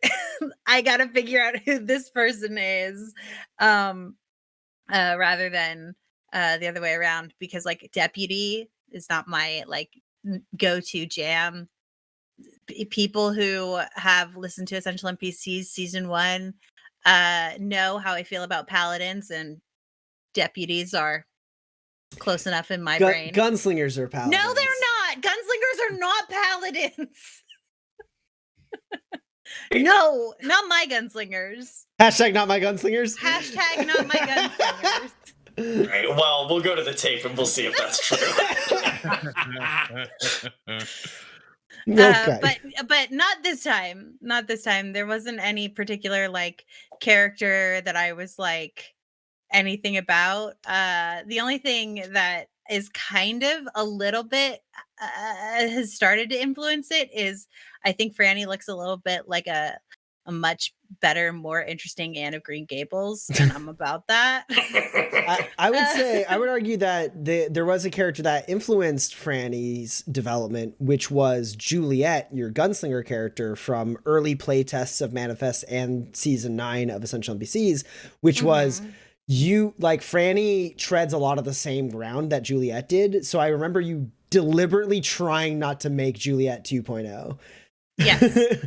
Like you were like, I don't want to play Juliet again. These characters have the same talent trees. I don't want to play Juliet again. Yes. So it's an interesting situation of a player playing a character who has the exact same talent trees as another character, and really basically the same stat block as well. Yeah, at least initially for sure. Yeah, with like high finesse, decent personality. Yeah, but specifically you were like, but it's not going to be Juliet, so I'm going to do different things. Like that was part of the reason why Franny uses a rifle primarily, right? Was like, I'm not a gunslinger. I'm good at quick draw, but I'm not a gunslinger. Yeah. All right, who else? Not really for me, although I've been trying to find clips of Edie McClurg, who played Grace in Ferris Bueller's Day Off, when I need voice-spiration. For Paige, but nah. 100% original. Definitely not like anybody else. There's always something new under the sun. Originally, Cleve was going to be based off of Ernie Potts from Hey Arnold, the short angry guy. But then I think actually part of it was Dan decided to go with this like super heavy New York accent. So I was like, okay, well, I don't want to do like the same thing as that. So then I like took a little bit from Eli Cash and Royal Tenenbaums, which is Owen Wilson's character, because I really wanted to have a little bit of Owen Wilson in the voice. Wow. And just basically like any dad from the 50s kind of and also fucking what's his name, Jimmy Neutron's dad, a little bit in there too. Hugh Neutron. Hugh, yeah. I love part of my character description that I sent to Kate for the character art. Like, amidst other things, I did mention Ernie from Hey Arnold. But one of the things I mentioned was, in all caps, he has big dad energy. He does have big dad. And I think he's right there. We can look at him. He's right there. I love it. I love it. He looks so great. I love it. Absolutely. What about for Max? Any external inspirations? It was before we were going to play a family. The loose inspiration for Max was Amos from The Expanse. Oh, yeah. Not necessarily like wholly personalized, because Amos, for anyone who's read the books or watched the movies, knows that Amos is a full psychopath who like tethers himself to people with consciences and does what they say. But I like the idea of like someone who is just sort of like tough and blunt and willing to throw a punch. Like, and that was sort of like where I took the initial inspiration for Max from. God, I can absolutely see Max in the situation from, I don't know if it's in the book, but I know it's at least in the show, where you're not that guy. I am that guy. No, that one's another one that's good for Max. But the one that I can absolutely see Max in is sitting across from the dude who's like kind of the big bad of the season, pretty early on in the season. And the big bad's like, they're like sitting in like a tavern or whatever, and the big bad's like, I think one of these days we're both going to end up bloody. And Amos just goes, how about now? I'm free right now. Oh yeah, that's like it's season 4, I think. Yeah. The guy whose name I can never remember, but who's from a lot of sci-fi things, Torchwood included. His name is that guy, yeah. Gorham. Yeah. Just that moment where they kind of size each other up and realize that both of them are dangerous people, and then he says that very cool line of, I think one day we're both going to end up bloodied. And just I could just see Max being like, all right, how about now? Come on, what are you up to? Come on. What, you sitting here eating lunch? You got plans later? He has the sickest name. I don't know why we can't remember it. It's Burn Gorman. Burn Gorman. And somehow we never remember it. Anyway. I always expect him to have a regular British name. Yeah. Do y'all ever miss essential NPCs where you could just have a name that you use in like 6 straight campaigns? Yeah. Side note, his full name is Burn Hugh Winchester Gorman. Okay, so right in the middle, he's full British. That's how you know. All right. Cool. No other questions in the stream chat. No other questions in the Discord. So we are going to end for tonight, everyone. Thank you all for coming out. Thank you all for watching. We will pick up next episode next week, Wednesday the 8th. And we will be in initiative as the Cut makes their move on the town of Fenton. Everything's fine, guys. Everything's totally fine. I got 13 grit. Things are great. All right, y'all. We'll see you all next week. We love you. Thank you for watching. You all have a good week. Bye, bye, bye, bye, bye, bye, bye, bye. Bye.